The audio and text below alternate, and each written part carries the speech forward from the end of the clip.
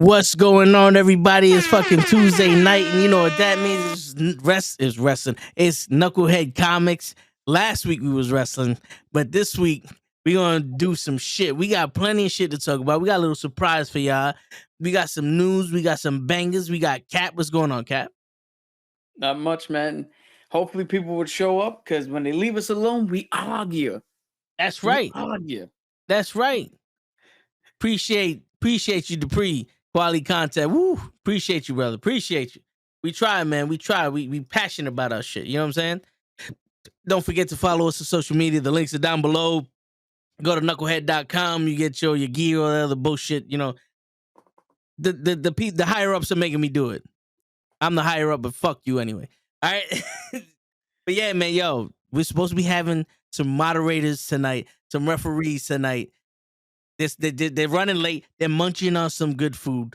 I'm pretty sure they're gonna let us know what food they got. They got Burger King 6 for 1. Yo, they're in the back in gorilla position, ready to blow both quads as they run down to the ring to save us. They gotta save us from ourselves. Fucking yo, but listen, man, it's the last Tuesday of the week, so we gotta make it. We gotta make it popping. We gotta make this one last. You're that kind of guy. To me, it's the first Tuesday of the week. Hey, man, whether it's the first or the last, we making that popping. It's the best fucking Tuesday of the week. It's the best day of the fucking week when we get to talk about comics. We get to talk about DC. We get to talk about Henry Cavill. We get to talk about James Gunn. We get to talk about Gal Gadot. We get to talk about regular dots. All that shit going and coming in this motherfucker. Shit, before we get to that, is there anything you want to talk about outside of the James Gunn, Henry Cavill shit in terms of DC? I mean, in terms of comics. Well, so the only thing that I wanted to bring up, the two things actually. One, I had made a mention, Cabs had given us an update from time to time about him playing was it Gotham Knights or not Gotham Knights, the new game, the new Batman game, or where you play with everybody except Batman. It's Gotham something. Gotham Knights. Yeah, Gotham Knights. All right. So, and then I had mentioned that I was gonna buy Marvel's Midnight Suns. Well, I'm happy to report that Midnight Suns is actually a fucking good game. It's actually a really fun game, deep combat system. The customization is deep enough that it makes you care about it, that it makes you, get into it. The deck building's pretty cool, putting all your cards together. Once I figured out actually how to play, because I'm not gonna lie, at the beginning, I sucked. I couldn't do a goddamn thing.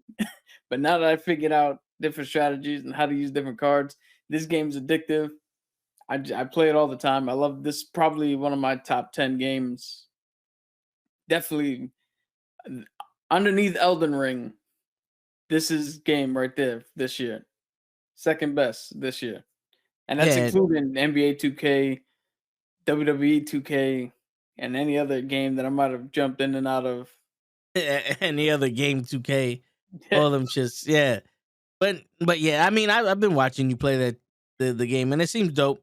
It's definitely on the side that if you're into like Magic or the turn-based fighting and all that, it's pretty dope. But the graphics on the shit is crazy. I like the character. You can make your own character. You can do all that other stuff. I can never figure out where the fuck the camera is. There you go. That better? Yeah. So the guy in the middle is my guy, the Hunter. And then you got Ghost Rider, Robbie, and then Iron Man, Tony. Those are just a few characters. That's what my guy looks like right now. Yeah, I didn't get to make a guy because I don't play it, but it does look dope. The suits that you get looks fucking dope. You create all that other shit on there. Yeah, right now, I just build up enough friendship with Magic and with Nico, two of the characters, to unlock a challenge so they can get their Midnight Suns costume. So the costume I'm wearing is the high-tech one. It's the one that Tony Stark makes me. Okay. Yeah, there's a whole bunch of different costumes. I got a symbiote one for when I fought Venom. They took a piece of the symbiote and made a fucking costume for me. They got the regular one that's like my D&D armor because this dude's back in the fucking olden times. It's like 300 years ago he was around. So they got that suit of armor. They got the Midnight Suns armor, the light armor. It's a whole bunch of different shit you can do. That's dope. Has the story from the game, has that been a storyline in the comics? So yes and no. The original Midnight Suns formed because Johnny Blaze and Danny Ketch, the first two Ghost Riders, had to stop Lilith, the mother of demons, who was released. So they put together a team to go fuck her up and put her back. This game, again, the Hydra found Lilith, the mother of demons, and they released her. The only difference is this time you're released in our modern time, where Johnny Blaze has already given up the Ghost Rider. It's Robbie now, and they made a new character, which is the Hunter, which is the one you play, and you're the child of Lilith. And in the Okay. game, you can either make a male or female. So you're whatever you want to make, you can make. My guy without the mask kind of looks like this because no point for me to make a character if I don't look like me. Yeah, you look like that. You know? Yeah. But I mean, that's dope. The only thing I Shit. can't do is I can't do the two-tone facial hair. So Not yet. Your character gotta get old enough. You know, technically it ages slow, so yeah. The funnest part is actually the cultivating friendships. Because you would think you just go in there and say, like, they give you prompts. You think you would pick, oh, let me pick this prompt because it seems like the nicest to make friends. But it's not. You got to actually go in there and pick the correct prompt for the person you're talking to and the personality they have, and even the conversation that you're having with them. Not what they want to. You can't just pick what you think they would want to hear. You actually got to try to pick the correct thing to say to them, yeah. which is cool. Because if you pick the wrong thing, you start losing friendship points, and then they turn around and like, "Yo, I don't think you get it." Like, Shit. That's kind of dope. And I've been seeing you trying to make friends with Blade, but that shit ain't happening. nah, me and Blade are cool. The so right now the two top friendships I have are Magic and Nico, and I don't want to get too storyline into it, but there's a storyline reason and why I picked those two specifically. The next two are Cap, because of course I'm gonna fucking make friends with Cap. Me Word. and him were chilling out the other, just fishing the other day, and actually Carol Danvers, Captain Marvel, Okay. because it's the fucking warrior thing when you play. Like it's just so easy to make friends with them.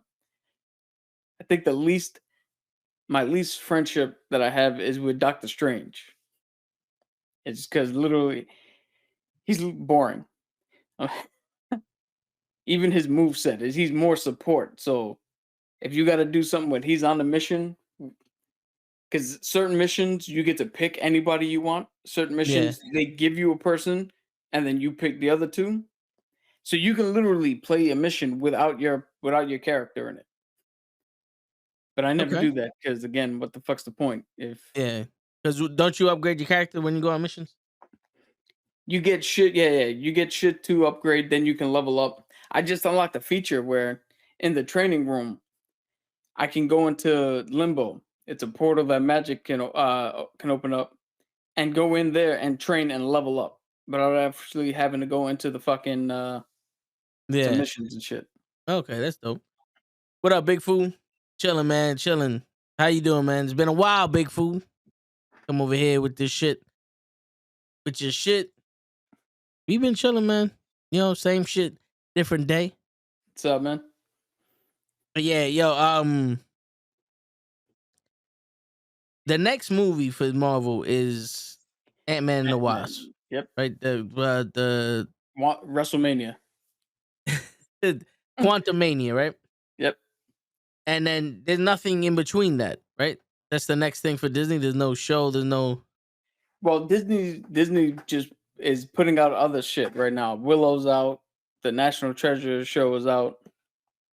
So they got other shit that they're working on. I Okay. think Marvel has said that they're actually gonna try to cut back on some of the shit that they were doing and focus more on quality over quantity. I mean, But that I don't think that has been a substantiated report. yeah, but the thing is though, like that only makes sense if there's one person doing everything.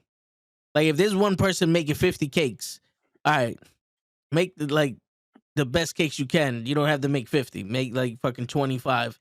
Yeah, But but it if there's also 50 goes people to making one cake, what are you gonna do? Well, you guys stop making the cake so this guy can make a better cake. Like, but all right, so that goes to the visual arts, the visual effects artists, because it's a collective that are all doing the Marvel shit, and they literally have to fucking stop working on one, wherever it is, leave it, go work on the next one because that one's coming out next, and this was too far down the pipe. So it's more than just, hey, we got 15 different teams working on 15 different projects. Nah, so we got like 8 different teams working on 15 different projects. shit. Well, then they need to do it better. Stop fucking around. Yo, if you want it done better, then you got to be like James Cameron and only make a movie every 20 years and wait for the technology to catch up to you. If Why? you want to Why do I that, feel like that then was the Star Wars reference? Oh no, no, that's Avatar. Yeah. Yeah, wait until the technology catches up with you. Yeah, whatever. The story done passed already. In between Avatar and Avatar Wonder of Water, Circle of Life, we had 10 Fast and the Furious fucking movies. We had 20 years of Marvel movies. We had Air Bud 1, 2, and 3. That was actually before that, but all right. I know, but I'm just saying, we don't need another Avatar movie. We didn't need it then. We don't need it now. It's like, that's like making another fucking Batman movie. See, they take it too long. This argument's about to start up again. Word. My man said he was gonna be here at 9:15, and he's not here to moderate this fucking argument and shit. And I'm telling you right now, I don't give a shit what they fucking say. I don't want to hear another fucking Batman movie about some bullshit without no fucking penguin in there, and we got fucking Kaz in the building. What time is it? What time is it? I'm a minute late. I'm gonna start calling you show cabs. Nah. What's going on, dumb Marks? Nah, that's disrespectful, Sammy. What's good, fellas? Man, damn, I'm sorry, bro. I hate starting a new sales job. Fucking training be vicious. I hear you, bro. But we here, bro. We here. Ah, man, there's so much going on right now. Y'all hear all this shit going on with The Rock and... Yep. We're about to talk about it all. All right, so where did I come into, bro? We waited for you. We was just bullshitting. Just finished talking about Midnight Suns. You been playing? Hell yeah, dude! I love that game. That game is fantastic. I haven't been able to play it. I didn't get it because, the new job, I had some other shit happening. So I just been real like, I've been playing some other stuff. So shit's been crazy, but I've been watching my boy Ed play. Yo, I didn't know that they were gonna have environmental moves and shit, bro. Like you could, I didn't know that. Like I thought it was just, you hit your player. There's like, I could hit you into another player. Like, I was like, yo, like, nah. Game is fresh. My favorite thing to do is build up enough hero points. So I run out of cards to play, but I can use those points to activate the environment around me, so I can still fuck around and hit people before my turn ends. Fucking Venom, bro, shows up everywhere. I love it. He's the best, bro. He's not the only one. Oh, so there's more like that? I just be pulling up? Yo, once you encounter a villain the first time and like fight him for the first mini boss shit, then random missions, you're out here doing some shit, and then they pop up, and you're like, fuck, because no spoilers, but you have to kill a main villain twice. So many games, so little and then time. he gets up He gets up 100% health, and you gotta hit him again. So many games, such little time, bro. It's insane. It's like back in the day, you had so much time to play video games, but no money. Now you got all the money. I could buy any game I want. Don't got the time, bro. Shit is crazy. But once training slows down here, what I do like about this job is that they're not out to have you throw your life away for this place. They're like, yo, when the job is over, log out, rest, come back, do it the next day. Don't work on Saturdays. You got a booking for Saturday, get it Monday. So it's like, it's a lot more relaxed atmosphere. So once training is over, the problem is so this is an Arizona-based company. So it's the time difference. It's 10 to 7. For me, us here, that's 12 to 9. So that's what's really messing me up. So by the time I get off, take a shower, eat, it's already 10 fucking 30. You know what I'm saying? It's wild. But I'm here. Training is over June 5th, I want to say. So everything's June or July. January. June, or we're gonna make it longer and go to July. Say another word, Cabs. Say another word. We'll take this motherfucking shit to April. I can't talk. Clearly, you see what I'm going through, son. I can't talk. It's not only you. I can never fucking say January. Facts. I always hit every other fucking J except for January. You know why? Because the DC people are already fucking up shit for James Gunn. Now they fucking up your months. Yo, can I tell you something? I think exactly what I didn't want to happen with The Rock joining is exactly what happened. My man was trying to take over. My man came in trying to take over, making his own shit. He was the one that pushed for Henry to pull up. Yep. Yo, dude, let's get into it, man. Yeah, my bad. Yeah. I got some shit. Hold on. Please. Yeah, you need about 6 months training for vibranium. You can't let that vibration shock you and shit. It feels like vibranium, bro. Yo. It does, man. It's just crazy. At the end of this training, they're gonna be calling cabs Kukulkan. Kukulkan. Yo, I gotta watch that shit again, bro. I haven't been doing shit but training and some video games in there. The Street Fighter 6 beta came out over the weekend. Yo, speaking of beta, we just pre-ordered Diablo 4 so we can play the beta. I'm on that shit. I'm on that. So let me know. That is gonna be like the whole crew fuck with that. Fern, Ed, all of them, they fuck with that. We're gonna be all heavy. Yo, we destroyed Diablo 3. Dude, I've beaten Diablo 3 like 6 times. I beat twice by myself, twice with Vin, once with Vin, twice with my friends. Like, because I never really did Diablo. What was the game that they introduced the Necromancer class, or is that all of them? No, that was the last one. The last one. The last one had Necromancer class, but that was, I think Diablo 1 and 2 had something similar. I played the latest one. I played the latest one that bought out the Necromancer DLC. Yeah. And yo, for like a good 2-3 months, dog, we wilded out on that game. Am I too bright? Am I looking at it? You're a little bright. Yeah. I'm a little bright. Yeah, I don't know if you got to reset your if you got to open up your Logitech software or something like that, but you know. You good? This country likes to whitewash shit. You good? So before we get into the hate, my bad.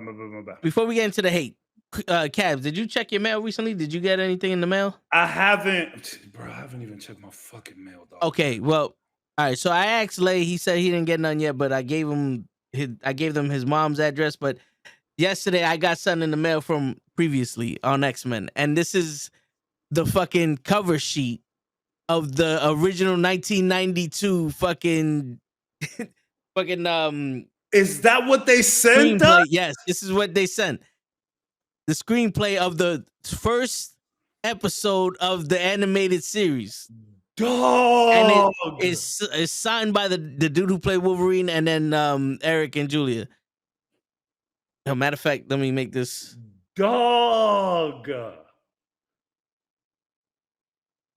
That's so baller, bro. Yeah, and then in the back it says this is a copy of the. Oh my god! I'm gonna check the mail tomorrow, fam. Yeah. What the fuck? Man, shout out to those people, man. Those people is just beautiful people, bro. Beautiful souls, man. God damn. Yeah, man, that shit was. I saw that. Yo, I saw that in the memo. I was like, "Who the fuck is this?" And I said, "Oh, yo, I have previously on X-Men." Every time I say it, I gotta say it. You know what I'm saying? I open this shit up. I'm like, "Oh, okay, we got some shit." I've been saying that shit too, bro. I've been saying it too. Nah, hey, shit, we gotta get a fucking picture frame or some shit to throw that shit in there. That's so good, bro. Wow. I didn't think that's what they was gonna send. Me neither. I thought they were gonna send like a hat or a shirt or something. Yeah. That's really baller, bro. Yeah, that That's shit's crazy. They just sent us a piece of history, fam. Yeah. And you know me, I'm a collector. I'm framing that shit. Word. I'm framing that shit. Wow. That is. Yo, what's up, Normal? Yeah, the Rams are eliminated. Are you surprised? Matt Stafford, Cooper Kupp. You know what they did? Sorry for going sports talk. They blew the bank on a championship. That happens a lot, man. People blow the bank on a championship and they eat shit for the next 2-3 years. Hopefully they could get a nice quarterback to stay with them. They can't draft a quarterback. I don't think they have enough draft picks to get a rookie or anything. So it's gonna be rough for the Rams. Didn't they give away their draft pick? That's what I'm saying. They try to get Matt Staff. It's not gonna. I don't know, man. It's gonna be kind of whack for them. Fuck that, yo! I'll trade everything for a championship. Absolutely, you're supposed to. You do that. You trade everything away for one championship. Yo, there's teams that don't even got that. So, since we're on the topic, I actually didn't finish in last place in our fantasy football thing. I just got kicked out the playoffs, dog. To be fair though, I had a really rough season. I didn't even deserve to be in the playoffs. I snuck in on some real lucky shit, and then the fantasy god showed me, like, yeah, you snuck in there. Yeah. You shouldn't have been in there at all. So don't feel bad.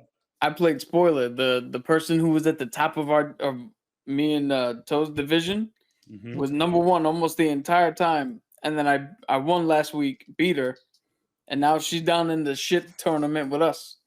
The Burger Bowl. Yo, I went up and dragged her down like I was fucking Ghost Rider with the Cabs. Last week and the week before. The week before, I lost by 2.6 points. Last week, I lost by 1.4 points. Damn, Toe.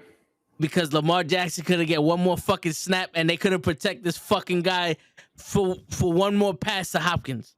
One more 5-yard pass to Hopkins out of fucking one. No, they got to sack him 6 fucking times. Damn, that's true. That's tough, brother. But I'm not in last place. I just dug myself out of last place. Can I ask you guys a question? Do you see yourselves doing fantasy football again next year? Fuck no. I hear that. I respect that. Dog, I respect that. Yo. It's weird because I'm out of the playoffs, but that also, like, yeah, it sucks.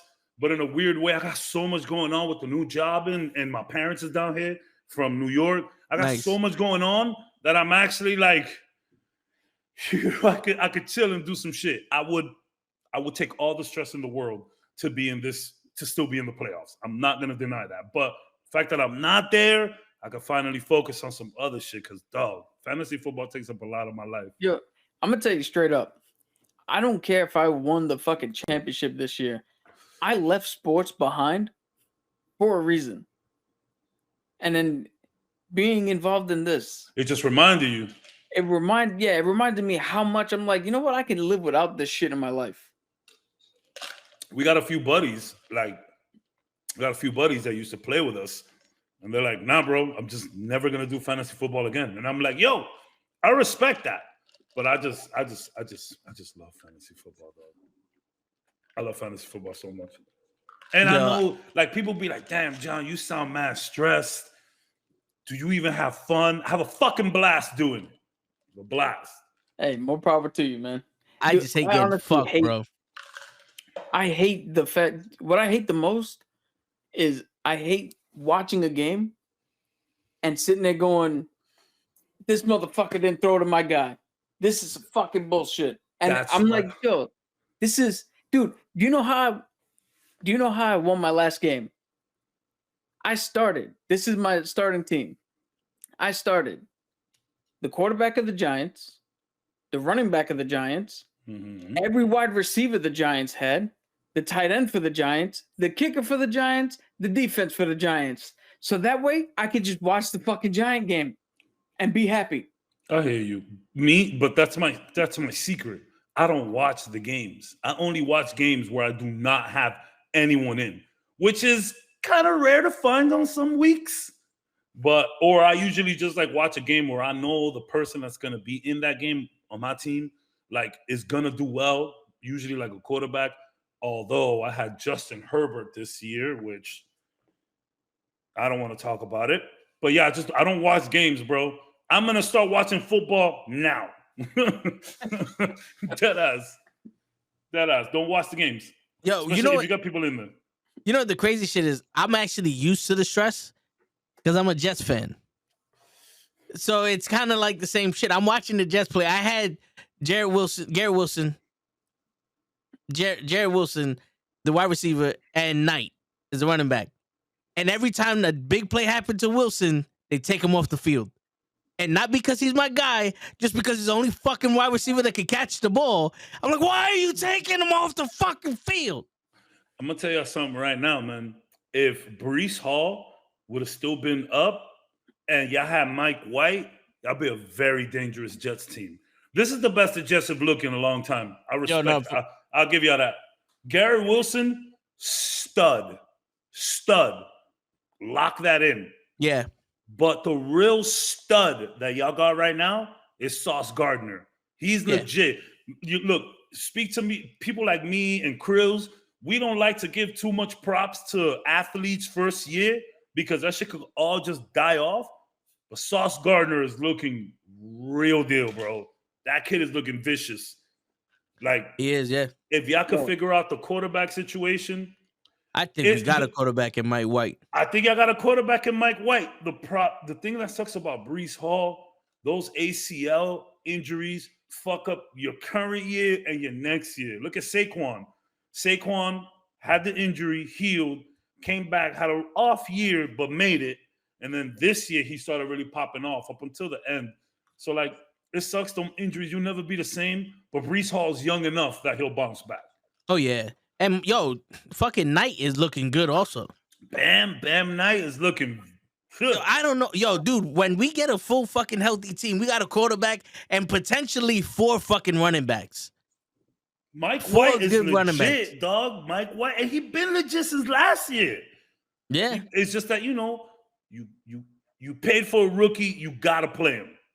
But to be honest, I'd rather y'all put in Joe Flacco than Zach Wilson. Yo, to be honest with you, yeah. When he came back those first 3 games, he was good. And then he turned into a child. He turned into a little child. And you can even tell. Entitled. Even though this isn't a sports fucking podcast, I'm still going to fucking say this. You can tell that the Jets defense do not play the same when Zach Wilson's on the field. When Mike White was on the field against the Vikings, they were smacking motherfuckers. Yo, but not only that, like, Mike White legit had like punctured lungs and broken ribs and still finished the game. Yep. The defense, look at that. Especially when it's from a quarterback, because, quarterbacks has this, quarterbacks don't get dirty, and, quarterbacks are babies, and you can't hit a quarterback. My man was like, nah, I'm finishing this game. And he would have played last game, but the doctor was like, no, chill. So the defense fuck with Mike White. Oh, yeah. I think all of New York fuck with Mike White. Yo, seriously. He's my like quarterback. Bro, last year, when he came in, some of the best production for Elijah Moore. Oh, let's not talk about Elijah Moore. I'm sorry. I shouldn't have said that. Nah, man. Yo, he wasn't one of my players, but I do. He makes plays, but also drops the fucking ball. I don't know. Bro, I had a horrible draft. Bro, the only reason I made it into the playoffs because of Justin Jefferson. But then my next pick was Kamara, which I did end up trading for T. Higgins, but I drafted him. My next after that was DeAndre Swift. My next after that was Justin Herbert. My next after that was Dalton Schultz. The next one after that was J.K. Dobbins. But I picked them up just because it's like I knew I already had 2 running backs. So let me stash this kid just in case he come back and starts killing it, which he did, but got injured again. My next pick after that was Marquise Brown, which killed it, but had a horrible injury. Then it was Ayuk and Elijah. Bro, the only good picks that I made this year was the Cowboys defense, Kenneth Walker, and Justin Jefferson. Those guys got me to the playoffs. I had a horrible draft, bro. And it's like on paper, my team was lit, but it wasn't. I know exactly how you feel. On paper, my team was lit too. You know how many people I tell them who I got on my team and like, how the fuck are you losing? Said they quit on me, man. Yeah. They quit on me. Yeah. I had Jamar Chase. I had fucking Mike. Yo, I held on to Mike Williams from the was it the Rams? Is it the Rams from the Chargers? Since I drafted him, I held on to him, and then I put him in the last game, and Garrett Wilson did better than him. I was like, I don't know why I Jerry Jeudy. Every time I sat him down, he wanted to play. That's Russell Wilson's fault, man. Did you sit him down for those 3 touchdowns? That 3 touchdown game you sat him down? Yeah, he had 30. He had like 30 points on the bench. I can't even be mad at you, fam. Let me fix the slide a little bit. I can't even be mad at you. It's been a weird season, dog. Yeah. It's been a weird. But DC.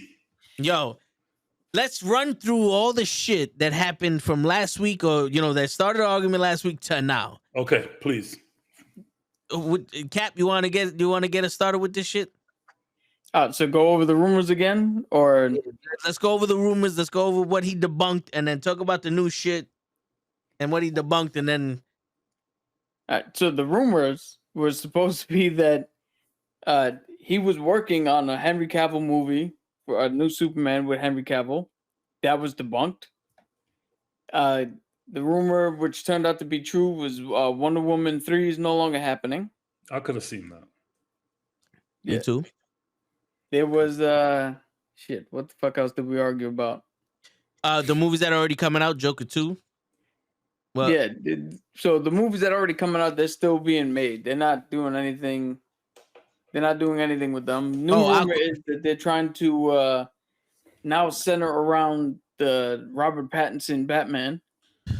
That's why they want to get a younger Superman in there. The Aquaman shit and Lobo. Oh yeah, Lobo. He's gonna quit Aquaman and become Lobo. That has not been substantiated. I don't know how I feel about that. You know what? I feel great because if Chris Evans can turn around and stop being Johnny Storm and then be Cap, Momoa can stop being Aquaman, which he's nothing like. And no. I actually feel like he's a better fit for Lobo than Aquaman, personally. My whole thing is, so we really just knew 52 in the DCEU. That's what I'd have done. So what happened was James Gunn spoke with Patty Jenkins, Henry Cavill, and now Dwayne Johnson, and has told all 3 of them that their plans do not fit in what he's doing. So Cavill's gone. Jenkins my gone. Man said, Rock's "Fuck gone. off." I'm not gonna lie.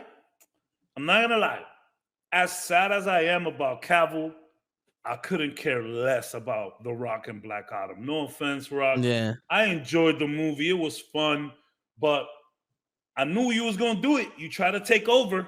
You tried to big dick it. You got Cavill in the movie for no reason now, because that happened. They gassed us up for no reason. Now everything is shelved.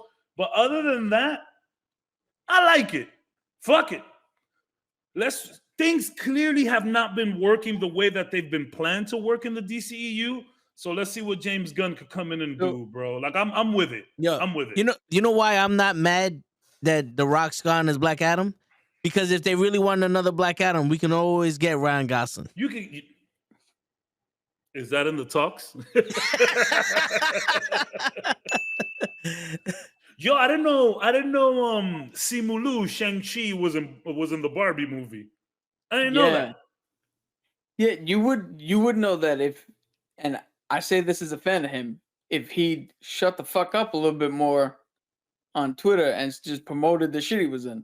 So that's what I'm saying. Like, I just saw him post an Instagram picture not too long ago. I'm like, oh shit, you in this? Because most of the time he is talking shit. Someone got to take away Simu Liu's social media, bro. I agree with you, Cap. My man be because he went after. If we're doing rumors all around, we'll get more into the James let's Gunn go. Let's shit. get into the rumors. But Quentin Tarantino turned around and said that there are no more movie stars. That Marvel killed the movie star, and people don't go to see Chris Evans and Robert Downey Jr. They go to see Captain America and Iron Man.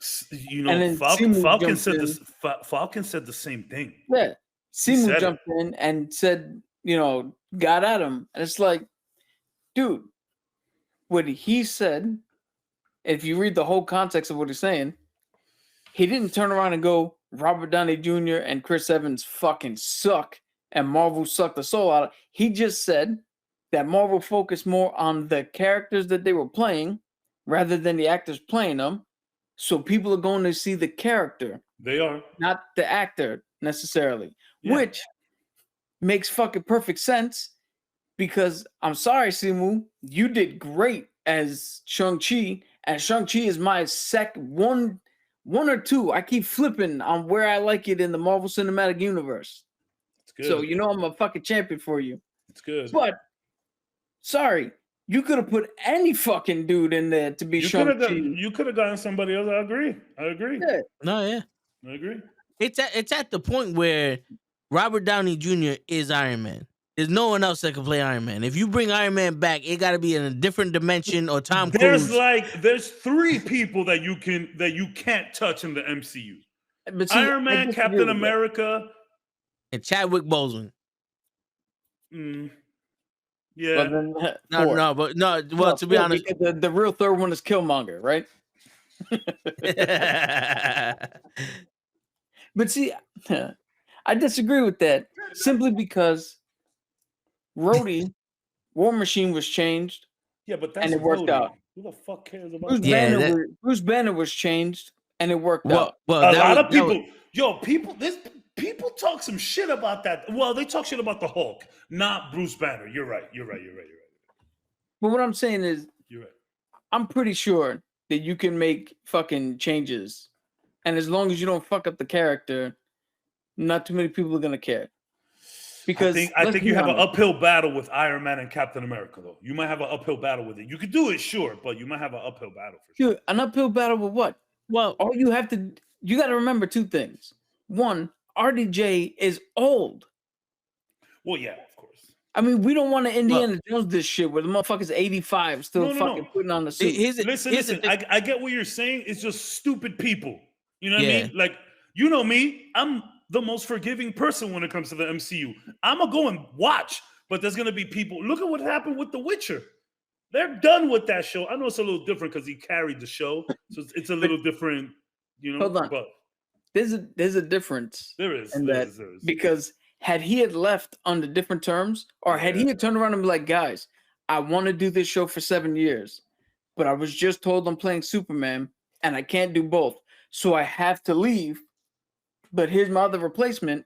It wouldn't have been such a big deal.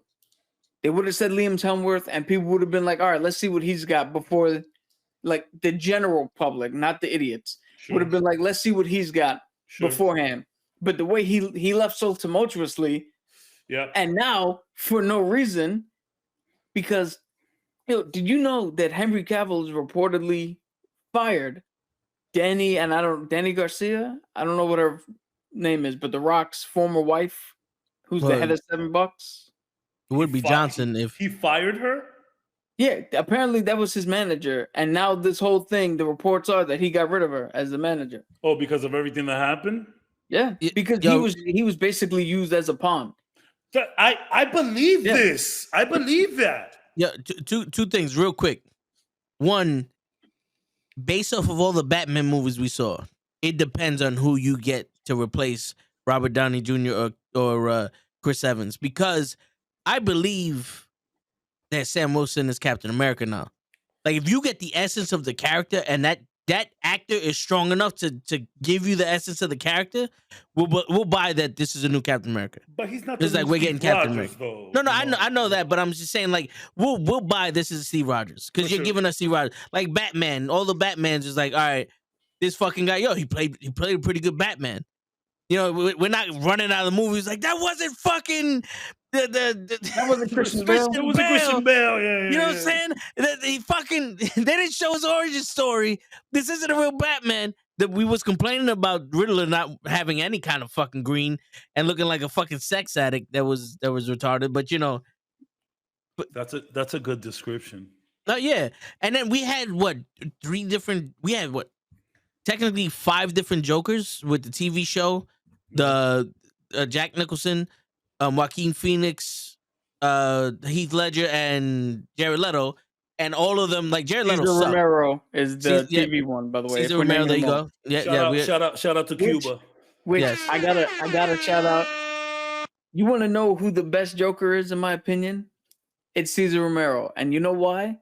Because he was so fucking badass. He had a mustache, and they were like, "Yo, dude, we're gonna put paint on you. You got to shave the mustache." He said, "Fuck you, paint over it."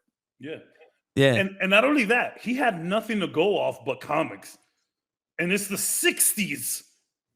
He was so nice that Frank Gorsha, the guy who played the Riddler, said, "Fuck, I'm gonna do what he did." Yeah. What he's doing. No. Cesar Romero, he's up there. If we talking about some Jokers, bro. Yeah. He's up there. Probably my second. I like Jacko, and then I'll put Caesar for 100, and then I'll put Heath Ledger under that. I mean, Mark Hamill is in a league of his own. Yeah. So No, yeah. But so like I'm like the reason why I said Chadwick Boseman is because of what he did outside of Black Panther. Facts. You know what I'm saying? But like cultural. Yeah, if they would have made another person Black Panther and he was just as strong as Chadwick, I think people would have been like, you know what? They got a good guy to replace him.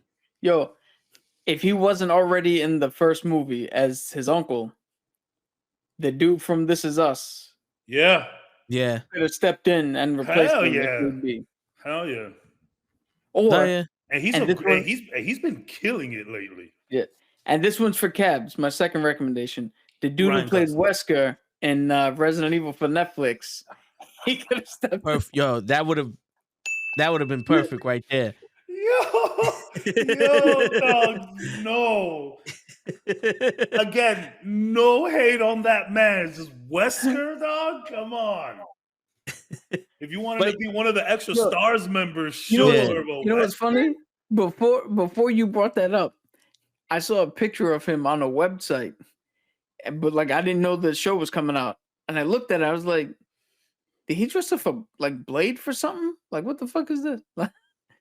Yeah, yo, my second thing is, I have a little theory, pie in the sky theory, Kaz. I know you love my pie in the skies. Oof, I came back to some pie. Yeah, James Gunn goes, yo, toe tags set the world on fucking fire with his argument. Oh. And I'm hearing this from third parties because I know people, and they're like, yo, he completely agreed with me in my argument. He's saying he's not saying that Cap was wrong, but he agreed with me. He don't want no bullshit, no remake. Everybody knew. He wants everybody new, right? So he goes, now everybody's watching DC. So how do we keep the eyes off of Marvel? Yo, Cavill, how about this? We'll let you go. You do your Warhammer 67, and when we need you, we'll call you back. No, honestly, obviously you pine in the skying, and if we really were to sit down and crunch some numbers here, we can make it sound better. But I feel like this was all a plot, bro. Yeah. I feel dead ass. I'm 100. I said it in the chat. I feel like Cavill knew what the hell was going on, and he just used it as a reason to leave Witcher. Now, have you guys been hearing? Somebody wrote a disgusting piece of news about Henry Cavill, about how he was so hard to work with his gamer culture, and he was misogynist because he was gamer bro-ish, and like it's already been debunked nasty. They had, bro, some idiot chick wrote like a whole piece about it. Source, trust me, bro. You know what I'm saying? And she already got on her Twitter. She deleted her Twitter. But bro, one of the demands, like, apparently Henry Cavill was like, yo, I don't want to show. I don't want to keep doing nude scenes.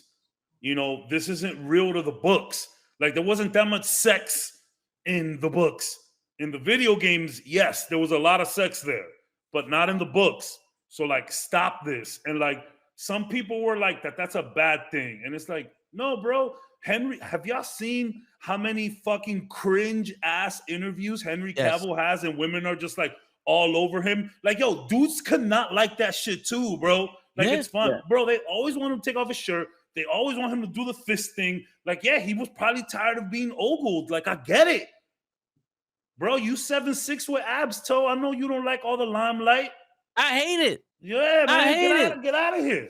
Get out of here, bro. But they really went in. I honestly think that Henry legit knew. I think he knew in his heart of hearts that it was not going to be easy to reprise the role as Superman. And he knew that, yeah, The Rock, I really think he just wanted to leave Witcher and do his own thing. Warhammer has been his favorite thing ever. And like, people don't just hand you contracts from one month to the other. This was probably being spoken about for a little while, I would presume. So- Yeah. All right. So I'm gonna put a little bit of what was said to mix in with all this shit. Sure. You're gonna put So- the little salt bay on it. So the same with The Rock. They were saying that right now in the story that they're telling, there's no room for The Rock, Patty Jenkins, and Henry Cavill, as we said. Mhm. Notice I didn't say Gal Gadot because there's still James Gunn has not mentioned anything about Gal Gadot. I think she's gone too. So as of right now, people have said, like, people have tweeted out, oh, they're getting rid of Gal Gadot, and James Gunn has replied to them like, who the fuck said we're doing that? She said the same thing about Cavill though, and still kicked them out. True, But I hear you. Gal is in Yeah. a different, Gal Yeah. is I hear you. So there was also part of that was talk about maybe down the line a multiversal thing in which Henry Cavill and The Rock could come back. I honestly don't think that this is something that Henry Cavill knew. I honestly think he was sitting there saying, I don't know what's going on. The Rock sweet talked somebody who had nothing to do with James Gunn. They got him back. Henry Cavill was like, okay, they're telling me to announce it. I'm back. Then spoke with James Gunn and found out the actual fucking truth. And in conjunction with all that, he was like, hey, The Witcher's not going well. They already want me back for Superman. So I'm going to sever the tie.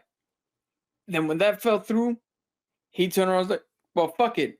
I could produce this movie because he's also producing the Warhammer movie, which means we're probably going to get, and now I say this with all earnest, I hope the D&D movie that's coming out next year is something that I walk out of going, that was fucking D&D. They did it. They did it. I love it. I want it to be true. I think this Warhammer movie is gonna be if not the D&D one, this Warhammer one is gonna come out and go, holy shit. 100. I don't know what Warhammer is, but when you look into it, it's exactly what the fuck you see on the screen. Yep. Like, my man is legit coloring figurines. He is Warhammer to the T, and I'm happy for him, man, where he actually, I think what happened, and we called it here, bro. We called it. I didn't need much info to understand that Henry did not like the direction The Witcher was going. They were swaying away from the books. They were swaying away from even the games. They were swaying away from everything. Harry was like, bro, I'd rather leave now and save my reputation. Because let me tell you something. It's gonna be a fucking face plant for that show. More than ever now, I think. Here's the funny thing. It's going to be a faceplant purely based on this. Yeah, of course. Of course, it'll be. It can be the best show on Netflix with Liam Hemsworth in it. and it's not gonna succeed because people are not gonna give it a chance. If somebody watches this and says and writes a nice article like, hey guys, I know we miss Henry Cavill, but the attention to detail is equal to or even higher than season 1. They've really workshopped a lot of things, took it back to square one, and we have some legit Witcher. I think it'll still be okay, but I don't think this is going to happen. Now that I'm going to be pissed at. Why? That's what everybody wants. No, you couldn't do that with him? You couldn't do that with Cavill? Oh, this is what I would want. I feel you. Yes, why not just do that with Cavill? Maybe because they find out. I think because of everything that's happening, like if the only reason that can happen is if they actually start listening to fans, which who knows, they probably won't do that either. At this point, I honestly think they should just turn around and try to make the best show they can. Just make the show undeniable. Yeah, I agree. And then it doesn't matter. I hear you. Yeah, now because to be honest, this is a little bit like in a relationship.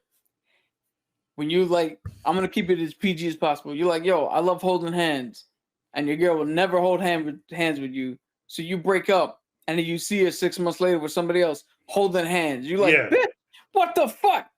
And then she's like, oh, but leaving you made me realize how good holding hands. No, fuck you. So then it's either you do that or just make your own show and hope for the best. Yeah, but you just gotta outright anything that you've done before. Do you think they can do that? Well, with Helmsworth? Anybody? We're not even getting to Helmsworth because Helmsworth is gonna suffer undue hate. He's got nothing to do. Yeah, but all he did was accept an acting job. But here's the thing though. I'll let you finish and then I'll go. But all I'm saying is anybody at any time can write an amazing story or an amazing season. And conversely, anybody at any time can give a shit. Yeah. I mean, Stephen King has some of the best books and some of the best movie adaptations of his books, while simultaneously having some of the worst books and the worst adaptations of his books. Now here's the thing. This is all based off of two things that needs to happen.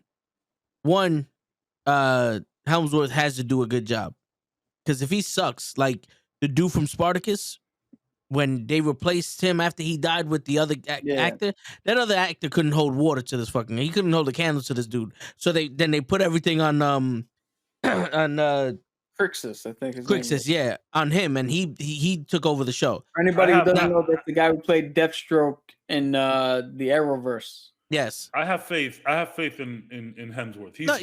He's got acting chops. No, I get that, but then also Henry Cavill got to watch out, because if he starts fucking up, or like those rumors or some shit happen where people like, hold up, this nigga isn't really genuine. Like if they start Vince McMahon in this motherfucker, where it's like, wait a minute, shit really happened. And, your hero, this fucking guy who likes to play comic book, who likes to read comic books and play video games, is really a dick. And, no one likes to work with him. That's, because that could fuck up his career also. Because right now he's looking like the White Knight. He looks like the only dude that's willing to stand up for people like us when it comes to TV shows and movies. Because everybody argues this shit. Oh, that's not. So this is right about the time they find some dirt on him. Yeah. About the time. Yeah. This is around the time when someone goes, when he was 16 years old, he went around and called somebody a nigga. Cancel culture's texting each other right now. Yeah. They're looking up his old tweets. So fucking annoying, dog. Yep. So annoying. I mean, look, there is one thing about Cavill. He had a pretty young girlfriend at one point. She was an adult, but you know how people are. They start doing quick maths. You know what I'm saying? So it's like, well, when you were 28, she was. And hey, I don't do the young girl thing. I don't at all. But someone will find something which will suck, because the piece that I told you that they wrote, talking all that shit, mad people came to his defense. No way that was Henry. Not at all. I want to say something about that, because this seems to be a misunderstanding or a misconstruction of the fact that, so like, I'm into comics. If I'm explaining something to somebody and like if they don't know what the fuck I'm talking about and I'm trying to explain it to them, my view is not going to be, hey, what female, like if I'm talking to a woman, what female characters you can talk about. I'm going to talk about the guys I know. Anybody that I mean, there are female characters I know, but the majority of it is anybody I connect with. I hear what you're saying.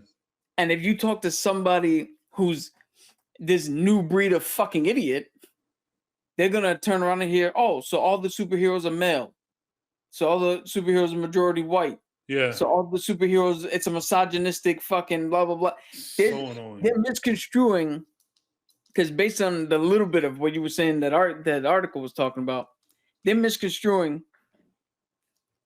a lifetime's worth of fucking love for something and a connection to certain characters with a legitimate person who's just being an ass and misogynistic. Because there's a difference between women can't read comics and, hey, you want some comic recommendations? Here they are. They just so happen to be male because I'm a fucking man and this is what I've been reading. That's exactly what's happening with that piece, though. It's just stupid, misconstrued, he say, she say, telephone, starts one way over here, and then by the time the 30th person hears it, and then it's funny because it's like, oh, well, him and his video game culture, and it's like, bruh, most of the people watching the show is because of The Witcher 3, the video game. Most of the people are here because of the game. Yeah, I didn't know there was a book. Here's the funny thing. I watched this video. It was like girl gamers getting mad. And some of the shit that the guy said, I was listening to like, really? We're really gonna fucking do that? But some of it, like, there was a couple of clips where like, oh, so I guess the kitchen's clean then. You got time to play? Like, see? That, again, that with the new fucking terms of idiots can be misconstrued as misogynistic bullshit. Yeah. That is just fucking, that's shit talking. That's how people shit talk. If I'm talking to Toe, and if I'm shit talking Toe, I'm not telling him niceties. I'm telling him, boy, you better get the fucking step ladder if you should talk to me face to face. In those same lobbies, you should hear what they're saying to the dudes, though. You know what I'm saying? Everybody can get it. You want to hear some shit? Go on Call of Duty and wait until that game ends in Warzone, and you hear all these fucking 6-year-olds cursing at each other, calling each other F words and all that shit. You will hear the N word. From the minute you jump onto a lobby, 4 hours of gameplay, and then you turn off, you will have the N word at a rate of like maybe 1 per 15 seconds. Yep, and and how many times they fucked your moms? And they fucked your moms, and your dad is gay, and you suck dick, and that's just, bro. This Yo, my bitch. What's up, Leon? Hey, what up, Leon? This is what happens in Call of Duty lobbies. Yes, it is what it is. There's a difference. There's a clear difference between turning around and going, oh, you play like a girl, or you play like a bitch, and legit fucking, hey, there's a female on here. Hey, you gonna show us your tits? Yeah.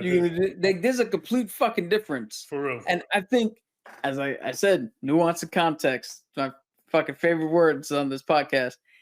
We have forgotten that there is a divide, and a certain amount of shit talk, and to a certain extent, to a certain small extent, bullying.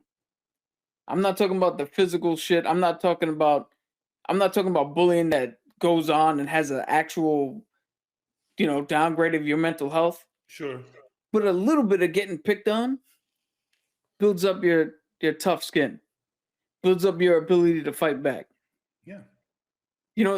Because, like it or not, the three of us, I don't know. I'm not going to talk for Cabs, but I know me and Toe, you get picked on in school a little bit.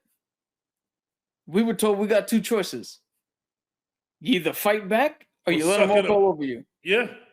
Yeah. And it's again, funny because I know this sounds bad, but I don't want it to. But like, shit, most of the bullying happened in our own house.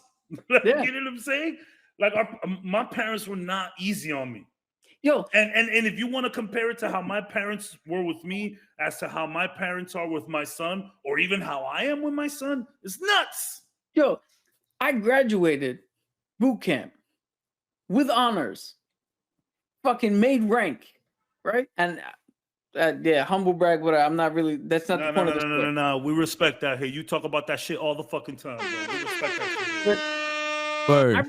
What do you call it? At the graduation, I walked up. My mom was there. Toe was there. My dad was there. My uncle was there. Right. Big moment. First thing my uncle said to me. You think you're big and bad now? You still a bitch. Yeah. No fucking congratulations. You think you're big and bad. You think you're tough. And yo, again, I'm not talking about the an actual situation where it is affecting your mental health, your safety, and your well-being and all that. Because shit goes too far. Absolutely. But a little bit of learning how to deal with shit being said to you. Learning how to stand up if somebody tests you. That is necessary to build somebody who's confident, to build somebody who can look at a situation and not fucking run all the time. Yeah, some fucking character.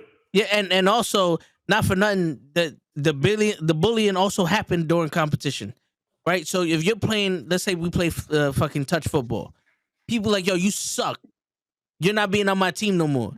That pissed you off. It pissed you off. There was no quitting. You didn't get a chance to quit. You didn't say, well, fuck it, I'm not playing football no more, because there was only fucking 10 of us. We needed you. Yeah, you was playing. Suck it up. Yeah, so you're gonna suck until you get better. Yeah. And either you got better or you learned how to fucking suck. Yeah. Do you know what used to happen? You know what used to happen to me that would never happen today? Because I'm not playing Little League Baseball. I'm not a power hitter, right? I'm literally the leadoff guy. I get a base hit, I steal second, I steal third, and I come home on a fucking sack fly or something. Facts. That's what I do, all right? Do you know the amount of times players and coaches would be like, oh, it's Vic. Bring the outfield in. Yeah. And what did that do? That taught me to either be extremely fast going from home to first, which I was back in my heyday, or hit it over them and make them look fucking stupid. Yeah. But today, people would see that you're being unfair, you're being unkind. No, you have to. You play to win the game. No, but you have to deal with some level of fucking adversity. Yeah. In order to get through, to learn that adversity is not inherently fucking life destroying. And you know what's even crazier? That like most of the time, the person that's actually going through that is not as affected as everyone else looking from the outside. Yeah. So it's like the person that is going through this sometimes hears all that outside noise and they start and they get offended. But it's like, without all this outside noise and babying, they'll probably be all right. It's okay. It's listen, man, that's another thing. I know how you're born and raised also has to play. Like, bro, early 90s New York was not safe, bro. It was not safe. Like, yo, city people is just always on one. We looking at everything, bro. I know that I spoke about it here. Son, it's crazy. Like, I could feel people behind me, son. You know what I'm saying? So we came from a time where it's like, I'm not a gangster. I ain't no street dude. I ain't none of that. But I had to protect myself. My parents used to tell me, like, yo, you walk to school dolo, bro. You need to, like, pay attention to what's going on. And they're not turning me into some stone cold killer. They're just saying, yo, pay attention. Shit is rough out there. Some people might pull up on you. What you gonna do? You gonna run? You gonna fight? What are you gonna do? My parents always told me, don't ever start a fight, but you best for sure finish that shit. Yeah. That's for damn sure. Yeah. Finish that damn fight. Hit somebody. Like, bro, even if you get fucked up, we'll deal with that shit tomorrow. But hit somebody. Dude, hit one person. Yo, if you grew up in the 90s like we did, in the late 80s, early 90s like us, the worst thing you can ever do, or the most disappointing you can ever do, disappointing thing you can ever do if you got into a fight was nothing. If you made it home and you got your ass whooped and you didn't throw a punch, you didn't fight back, you just took it, your mom would probably cuddle you and hug you and all that shit because that's what moms do. But look at your dad. Your dad is so fucking disappointed. Because I think in y'all case, your mom and dad was disappointed. Yeah. Well, yo, listen. The thing is, shout out to Mom Dukes, man. Word. The thing is, it wasn't ever really, at least for us, it's not about winning the fight because we're not fucking Jackie Chan martial artists. You don't win a street fight. You survive it. Yep. It's not about winning a fight. It's about showing that you were able to stand up. Yeah. You might get your ass kicked, but always, if the whole joke was, if you get jumped, you got your ass kicked. All right, how many of them do you take out? At least one. At least. And the thing is, my uncle's always said, if you get jumped, grab one of them. Yeah.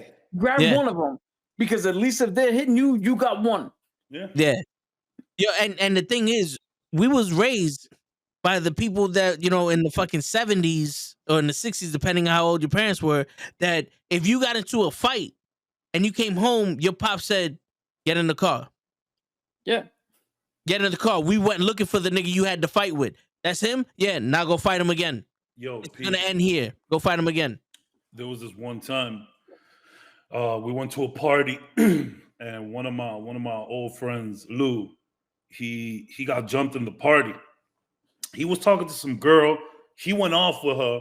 We was over here doing our thing, and all of a sudden he looked like me. So somebody comes up to me. He's like, "Yo, they hitting your brother."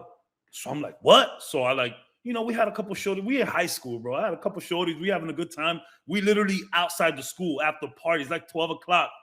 So he's like, "Yo, they hitting your brother." And I'm like, "Yo, where he at? I don't see nobody." And he's like, "Yo, he's over there." And like some cars were blocking him. So I pull up, and as soon as we pull up, dudes see me, my boys running. They know what's going on, so they run off. Now, everything is good. We made it out, whatever. His dad, we go to his house, like the next day, just check in on him and shit. His dad goes, it was a Saturday. Party was Friday night. It's a Saturday now. His dad is like, "Yo, I'm going to go pick up both of you guys Monday morning, okay? I'm going to go take you out of school, and then I'm going to pick y'all up." Like, all right. So he comes to pick us up. And in the back, my man got baseball gloves and baseballs with 4 bats. And he's like, "Yo, I'll put everything else there so it could look all right. But y'all know what time it is." So we pull up to the school. Nothing's going on. And his dad used to drive a cab. So dad's like, "Yo, I will be here at, I think it was like 2:30. I'll be here 2:30 on the dot." My man was outside 2:27. And he was like, "Yo, we're going to wait right here. Show me which one of the little friends it is." No one came out, but dad was ready. Baseball bats. Like, what's crazy? Like, it was so wild for us growing up that man's father didn't even think of the implications of handing us baseball bats and fucking people up and what our parents would think about that. Now, there was none of that. It was like, "Yo, we about to get these motherfuckers." Yo, it was crazy times. Yeah. And yo, also, and my dad would have done the same goddamn thing for me. Oh yeah. And that other man's dad would have probably been like, "Cool, yeah, I'm gonna pull up too." Yo, it's crazy times.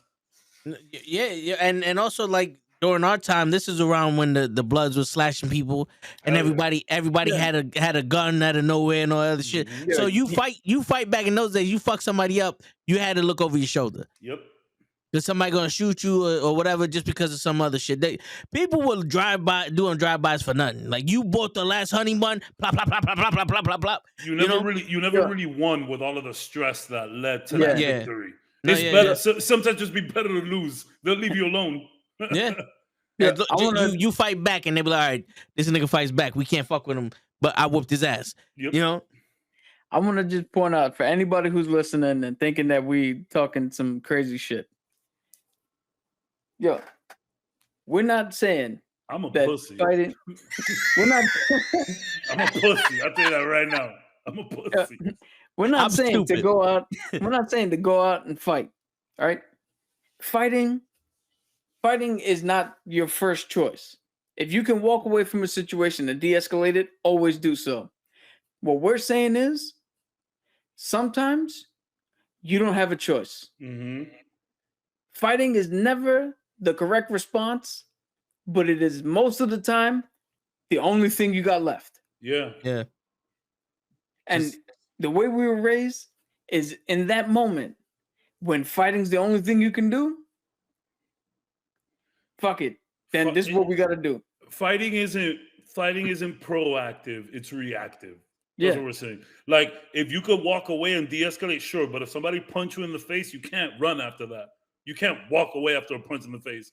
Otherwise, your parents would be disappointed. Which yeah, was unless you got sucker punched and knocked out. and dropped for sure. Yeah. Then you got to go looking for that motherfucker. Then you. You got the bats in the car. But to bring it back to everything, Yeah. right? This is how things get misconstrued. We come from a time, and look, people could have just misconstrued everything we said right now. Oh, look at these gangsters. Like, nah, bro, we were all raised by good parents. You know what I'm saying? Yeah. We were all raised by good parents, good, hardworking parents who just came over here trying to make it happen. But it's like all this shit with Henry Cavill and The Rock can get misconstrued, is what we saying. Yeah, yo, do you know I carry some shit to work. Some, and I have to make it's not a gun or nothing. It's just, the electronics. And I make sure that no one sees me pull it out my bag or put it in my bag. Sure. And no one really knows I have it unless it's somebody I know. Sure. Because growing up, there was no Game Boy Switches. There was no Nintendo Switches. You had a Nintendo Switch in the street, you better have 4 or 5 niggas with you. Because that's mine now. Yeah. Straight out like that. That's mine. Don't take it. It's the Game Boys were portable, but don't take out your Game Boy. Yeah. Yo, dude, the iPhones, you had to go buy the fucking the 50-cent headphones to plug into your iPhone because niggas see you with your headphones from the iPhone. That iPhone mine now. Mm-hmm. You know why all that security is on the iPhone, so if somebody steal it, you can lock it, right? Because of us niggas. Not us, but like our generation. Yo, if you wanna know, if you go back to 1995 and you see somebody with the new Jordans, with a new shirt or whatever, and he looks like he's a thug guy, if you ever want to know how he got all those shits, go talk to the people he took it from. Basically, back in the day, oh, I want these shoes. You can't wear those shoes. Why? I want the new Nikes. You can't wear the new Nikes. Why? You wore them shits to school? Someone else wore them home. I'm gonna take some. Yeah, yo, you knew who bought their shoes because they're looking around. They're like, yo, don't stand next to me. I don't want you stepping on my shit. They don't ask no question. You can't be like, yo, what size sneaker those? Does that mean they looking to take your shit? They all nervous and all that is because they know they just spent good money on sneakers that niggas want. You know what I'm saying? When those North Face bubbles came out, yeah, them shit was getting stolen in my school all day long. Oh yeah. My parents was like, "Here, go out there and your triple fat goose." Why? Because I know it's coming back. Yeah. Yo, all these kids nowadays that buy like 10 pairs of sneakers to sell them, bro, them shits would have been mine. They would, yo, if I couldn't buy them in the stores, I'm getting them from you for free. There was one time I feel really bad. You bought me a pair of sneakers. There was one time I feel really bad about this. One of the homies from junior high, we were in the 6th grade, bro. We was kids, and we went to school on it was Stitt IS 164. It's right there on 164 in Edgecombe. Dog, that's not that's not a good area.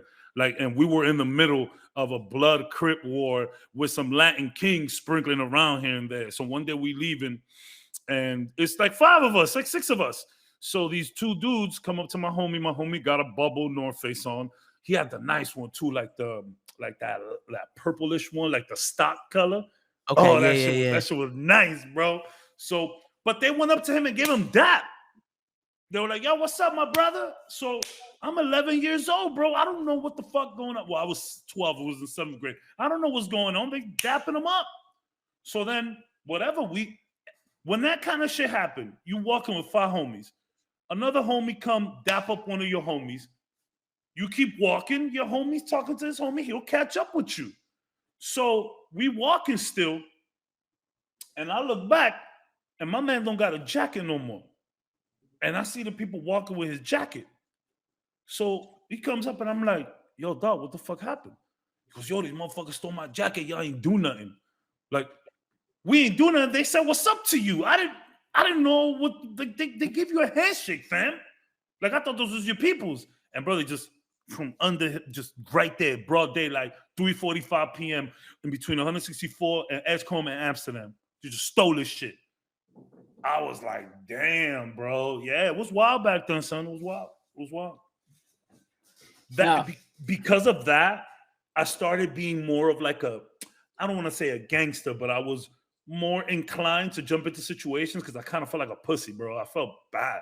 I was like, damn, son, my homie got like, damn, I didn't do shit. I'm a bitch, bro. Yo, but I'm telling you now, growing up around that time, you turned into what you just said, right? A little bit of a gangster, a little bit of a, jump into shit that you probably shouldn't have been in. In high school, I was asked multiple times if I ever smiled. Because, dude, I walked into Lehman High School in the middle of a fucking Albanian culture war when they were fighting everybody. Oh, and the motherfuckers is killing you. They're killing you. Yeah. And luckily I knew people, so they knew I was Spanish, but I looked like this, so the Albanians thought I was one of them. But the one way to make sure you never get fucking picked on or said anything to, you look like if anybody talks to you, your initial reaction is stab them in the fucking throat. Yeah, bro. But with that comes the people like, yo, this motherfucker never smiles. He's a fucking robot. Yeah. Dude, but that's all product of. I'm still here.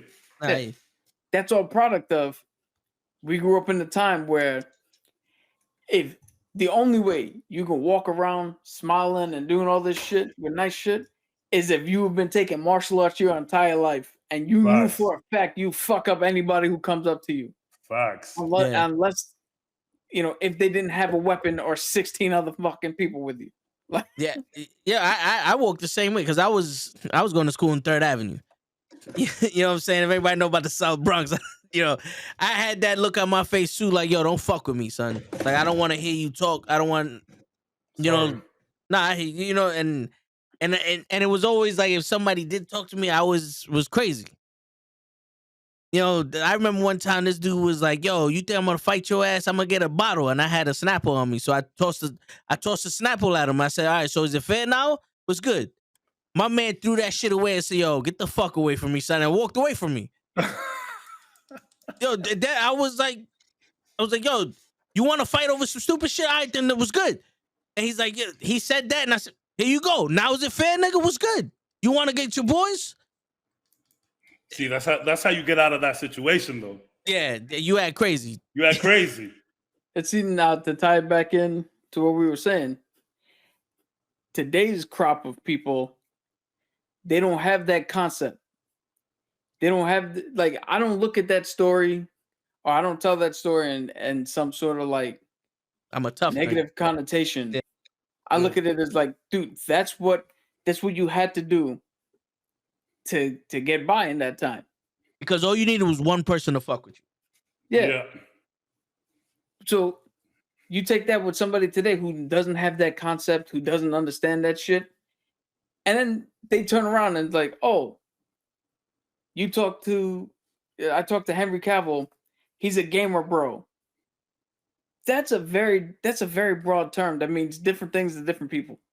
Yeah, I hear that. I'm like, what the fuck you mean he's a gamer bro? Yeah, but there's such a stupid article, bro. Then you can get shit like this. I was somewhere and there was 2 guys that came in to do something, right? I don't know who they were, or I don't know if they were friends or if they were gay or not. They were just 2 gentlemen. Came in, asked for something, went and sat at a different part of the thing. I left somewhere and told somebody else, I was like, hey, Siegfried and Roy sitting outside. See the laugh? That's why I said it because it's That's it's fucking funny, bro. I said it because one, I didn't know their names. Two, it's funny to me. That's fucking funny. Three, did Siegfried and Roy, fuck what you say about them? They're just two fucking guys Yeah. that everybody knows it's two guys. Yeah. But Like, no connotations there. Like just no, it's not. There's no necessary connotation to it because Nah. for my entire life growing up, they were just Siegfried and Roy. They were just two magicians Yeah. that fucking had white tigers. But the new idiots would take that and think it's some gay slur when it's not. I could. And it's like, bro, you're calling them gay. It's Yeah. you're doing it. I'm not It's doing all it. Yo, that shit happens so much where you like try to defend someone for something, but you just end up like, bro, no one said anything about race, bro. You're taking it there. Because think about it. I could have easily said frickin' frack, Bert and Ernie, Dip and Dot. I could have used any combination. I just picked the one I thought the person I was talking to would recognize. That's funny though. Siegfried and Roy, that's good. But see, shit like that. You gotta be from a different time, though. You gotta be from a different time. You know what I'm saying? But see, that's the weird thing where they're like, oh, it wasn't okay back then either. We just didn't know about it. Like, no, certain things. Here's the thing. Certain things were acceptable that back then that are not now. I get that. But back then, that was fucking acceptable. Yeah. I'm sorry, if you go back to 1812 or 1776 was that. So go back to 16 something. And what you think is unacceptable today, go back and tell somebody, not down south, come up north and tell somebody, yo, this shit's unacceptable. Watch what the fuck happens to you. Yeah. And we're talking about by the liberal of the fucking liberal back then. Yeah. Watch them fucking tell you some shit. And to be fair, like I do feel like I don't think, I know we speak about this all the time. I don't want to necessarily say that we've gotten more offended as a people or that we can't take a joke that much that more nowadays. I feel like we've always just been like that. Everyone just has a platform to speak on. So I do feel like there's a lot of things that we look back on and we're like, yo, yeah, that was kind of fucked up, But there's other things that it's just like, bro, it's just comedy. Like, chill. Do you know who Andrew Dice Clay is? Tell me, you want to see offensive comedy? Try to make it 20 minutes of Andrew Dice Clay. See if you really bought that shit. You won't. He's so cringe. But like, some of it is kind of funny, bro. I'm sorry. Dude, I've said this for almost my entire life, right? Since I was able to formulate coherent thought and actually articulate what I want to say.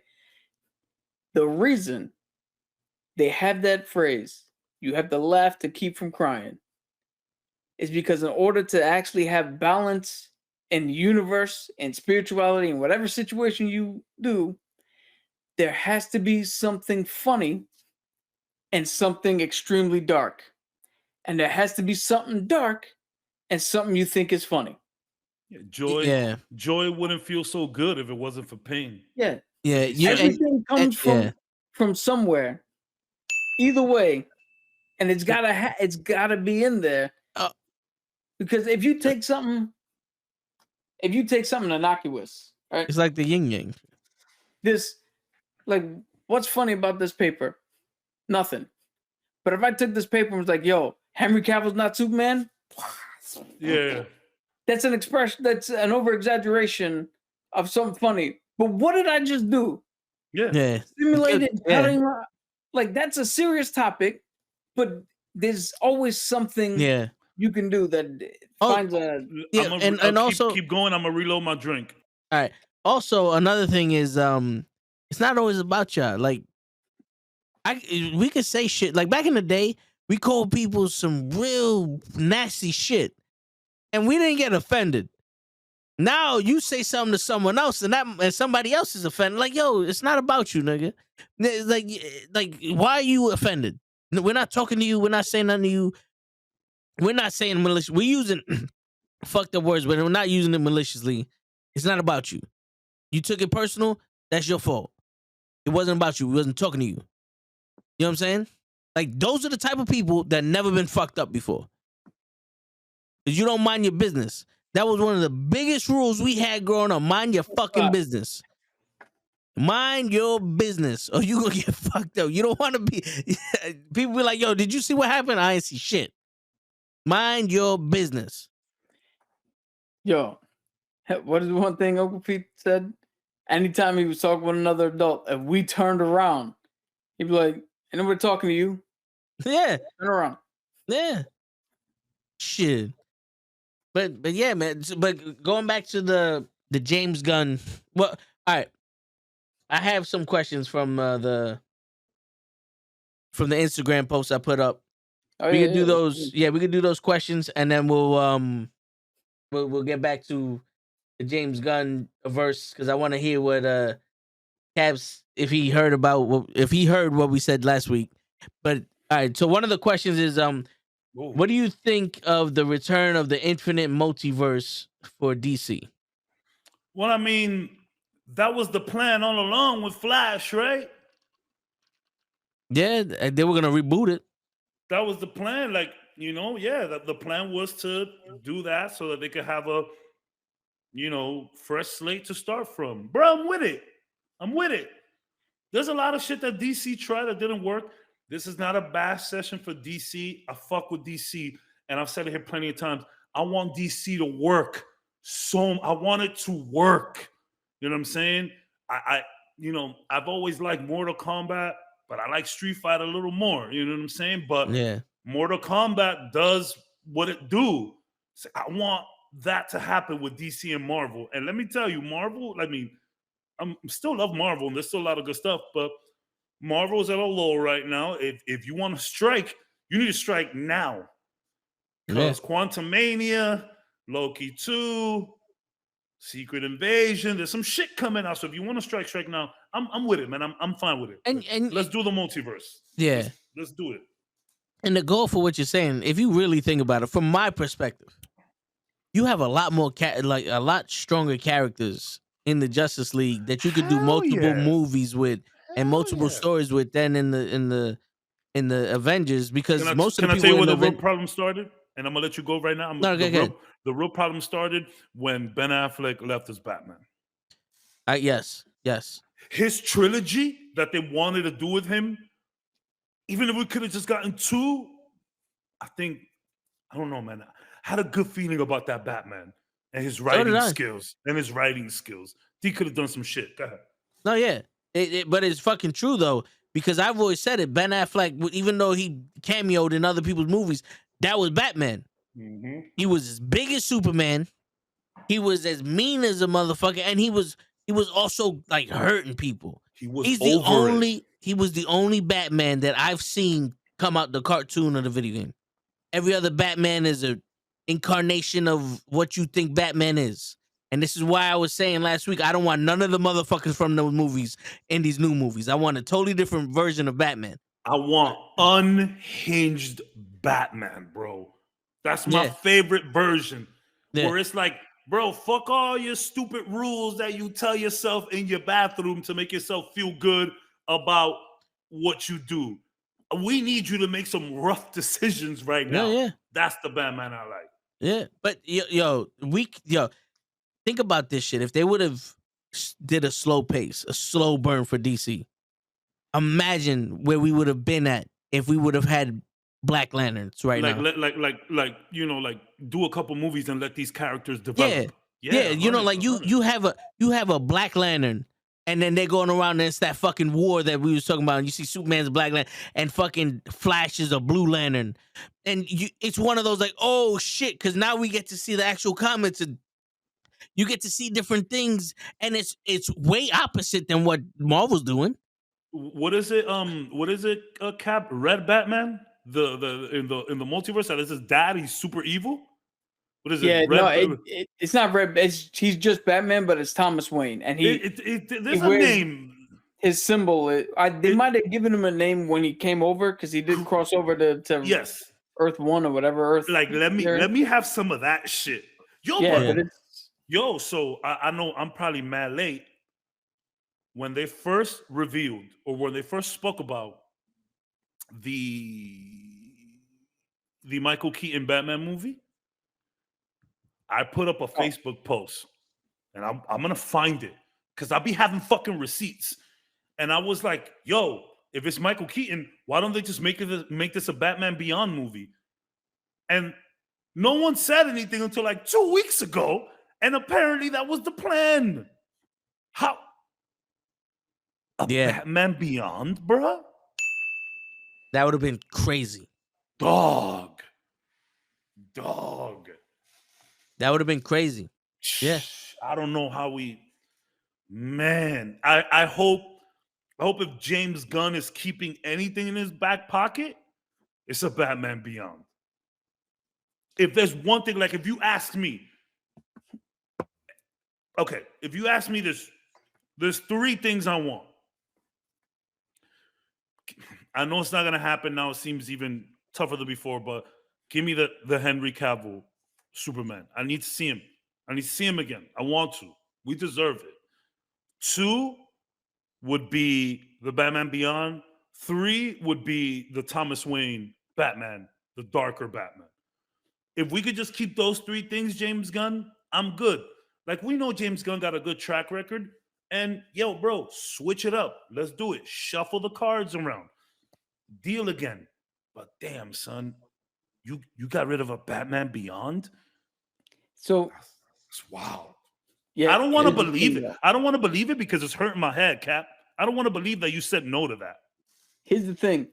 I think they said no to it because the initial reports said that it wasn't going to be Terry McGinnis as taking over the mantle. It was going to be some female character. I'm all right with that.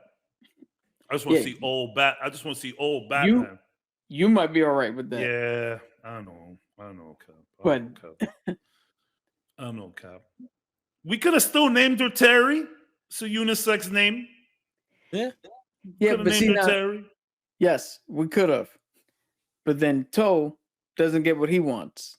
And I'm not saying he's misogynistic. I'm just saying he just sat up there and was like, yo, now we can start getting what's in the comics. No, yeah, I think this is the clean slate that people want. Like, no, bro. But you go. I'm going to be a little bit of a detractor here. Because Henry Cavill playing Superman, all right, he was a good Superman, yeah. Man of Steel was okay. Okay. He looked the best Superman. Yeah, Batman v Superman, garbage. The Justice League that we got, facts, garbage. Fact. Okay, would you agree that there was potential there, though? No. The premise of a VVS, like not the way they did it, but like just Batman vs Superman. No, I thought there was potential there. No. Yeah, it was. And I'm about to say something that's contrary to my argument. Before the movie. I'm not like before the movie. Oh yeah, I thought that was gonna kill Marvel. That's what I mean. Like before the movie, there was potential. I had no faith in that movie. Yeah, bro, we had just gotten Winter Soldier. Yo. No, because I knew BVS is essentially the same as Civil War. Civil War is a way better storyline. Batman v Superman is based off of one run by one writer and an alternate world that had nothing to do with anything. Like they strayed too far from it.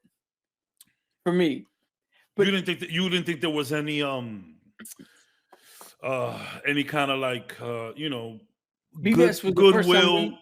It was the first time we saw Ben Affleck's Batman, right? Yeah. I did not. After he fucked up Daredevil, I was the guy in the back laughing. I'm like, you got who to play Batman? I hear you. I can't be mad at you for that. I can't be mad at you for thinking like that. You know what? I turned out to be wrong. He was pretty good. I'll give him that. But when they casted him, I was in the background like, you dumb motherfuckers. You picked the worst guy you could pick. I hope you like your fucking bullshit fucking teeter-totter fight scenes. And okay, I mean, But maybe the to get to potential my for point, BVS. What about the did you feel there was any potential for the Justice League, or you were No. already too far gone? I was not on board for what they were building. And now this is my thing. Sad, man. Nobody would have given a shit about Justice League had it came out with Zack Snyder finishing it. It would have came out, it would have did whatever the fuck it did, and we would have been out of here. The only reason we have this whole Snyderverse shit is because he didn't get to finish it, and Joss Whedon came in and changed some shit up, and it's still underperformed. Mm-hmm. Had that movie came out and did fucking $2 billion in the box office, nobody would have gave a shit. Yeah. Nobody would want the Snyder cut. Yeah. You put a failed movie in the hands of somebody to try to fix, and it still failed. Then I don't give a shit what anybody says. Is the Zack Snyder cut good? No. Is it better than what we got in the theater?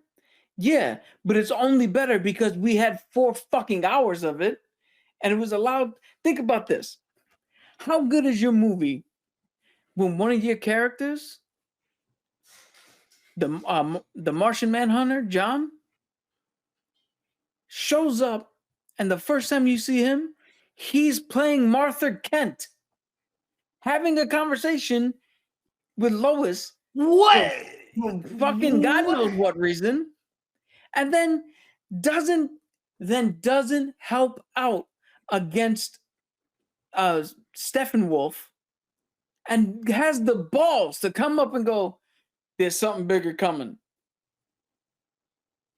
Well, where the fuck were you now, John? Like, bro, we just handled this. We're all on PTO right now. Holla at us in 2 weeks. Like, Yeah. So my point is, it's a great point, Cap. It's a great point. My point is, the majority of the time we see Henry Cavill on screen, it's not been in fucking. It's not been in anything good. I mean, so everybody's. You don't have to be in something good to be a good character, though. But I was making the argument last week. The only time I ever liked him as Superman is in the worst version, hands down, of the Justice League, the one we got in the theater. Nobody wants. I liked him in Man of Steel. He was. Dude, it's a lot of stupid writing mistakes, but yeah, I think Man of Steel was okay. The closest we got to Superman in the comics is the version we got in Joss Whedon's Man of Steel. Yeah, I mean Joss Whedon's Justice League. Justice League. The problem, but nobody wants that. So you hire James Gunn, right? I'm okay. Yeah. Let the man do his thing. Yeah, I'm okay with that. Nobody at Warner Brothers wanted Henry Cavill to come back. Clearly. So you have to believe that when they hired James Gunn, Henry Cavill wasn't even in the plans. And then The Rock fucking pushed Henry Cavill in. He bullied his way in. Yeah. He pushed him in, and he pushed him on James Gunn, who wasn't prepared to use him. Yeah. It's like what we were talking about fantasy football the other day. It's like you're the new head coach of the New York Giants, and you heard all season Daniel Jones is not going to be a quarterback. So you sign up, take the job. Next thing you know, Daniel Jones is quarterback starting day one. Like, wait a minute, what? No. I have my guys. I have the guys I want to bring in. I don't want to get saddled with your old shit, because you cannot turn around and have James Gunn and Peter something. I forget his last name. The other guy's name is Peter. You can't turn around and go, here's the reins to the kingdom. You give us the roadmap. Oh, but by the way, you got to keep people who are tied to other shit. Because every time Cavill shows up on screen, Peter Safran. Saffron, there you go. Every time one of them people from the Snyderverse shows up on screen, people are gonna go, dude, you're deviating from the Snyderverse. I thought we were doing the Snyderverse. The failed shit that they tried and fucked up. You gotta cut ties with it. You gotta get other people. And yeah, the only thing I will agree with is that it seems to be fucked up for Henry Cavill personally. It is messed up. Had the dream job, The Witcher, and then that got fucked up. They wanted him back at Superman, but that turned out to be a lie. That is fucked up. The problem with real quick before you go, I will say this to Cap's point. Before The Witcher and before the pandemic and the love that we grew for Henry Cavill, seeing that he was just basically one of us, before any of that, nobody would have gave a shit if you recast a Superman. Yeah, 100%. I don't think I would have. Here's the thing. I liked him, and I saw him, and I was like, "Wow, this is a good Superman." He looks like him. He acting was a little different, but I was with it. And if I were to see him take the mantle again, I'd be fine. But I feel like a lot of people gained a lot of love for Henry Cavill the last 2 years. Well, the only reason why I would have cared if they recasted Superman because of the look. He looks like the genuine Superman. I don't see anyone else looking closer to Superman than Henry Cavill. The problem with Henry Cavill, well, his version of Superman, is Clark Kent. There is no Clark Kent in any of the movies that Henry Cavill played Superman in. There's no Clark Kent in fucking hit the ding. Yeah, there's no Clark Kent in Man of Steel. There's no Clark Kent in Justice League. There's no Clark Kent in Batman vs Superman. There's no Clark Kent in the other fucking bullshit he did. His real costume, right? Because people wear the costume to go out and fight crime. Yeah, he wears the costume to be a normal person. Yep. So that dynamic needs to be like, you gotta hit home on that as much as you gotta hit home on Superman. And this is the thing. There's three superheroes that need their alter ego. Superman with Clark Kent, Batman with Bruce Wayne, and Spider-Man with Peter Parker. Facts. That's why Tom Holland did a good fucking job as Spider-Man, because he played an awesome Peter Parker. Now, Ben Affleck actually played a version of Bruce Wayne, even though he was a cop. Older. Yeah, he played a spy of Bruce Wayne, even though he's supposed to be a detective. But it was still a Bruce Wayne where it was double O rich kid. Yeah, you know what I'm saying? Like, he did something. Mm-hmm. But this new Batman, the Batman, it's almost like he was finding Bruce Wayne. And I don't know about you, he had to find Batman. Because if you watch that whole movie, we're talking about the Batman. Batman. Yeah. Okay. If you watch that whole movie, this is what you see. Like, in the beginning, because of the nostalgia, and we already know shit about Batman, we saw a detective that didn't know that he needed to be Bruce Wayne in order to, make the city right. But what I see when you rewatch it is Bruce Wayne dressing up in a costume, taking his frustrations out. Which is Bruce Wayne, though. Yeah, no, but we don't get Batman then. You know what I'm saying? Because here's the thing: it's year 2 Batman, though. You know, I understand that, but here's the thing, though: you can't tell me that you're looking for Bruce Wayne when Bruce Wayne is already on vengeance, because now we never got a Batman. But here's the thing: but that's the thing, though. We barely saw Bruce Wayne, which was the point. Yeah, sure. but now it's like, all right, Batman is a detective, and he's doing all this other stuff, and you already know my gripes with the whole fucking that thumb bullshit. Drive thing. Yeah, but the milk for me was the milk.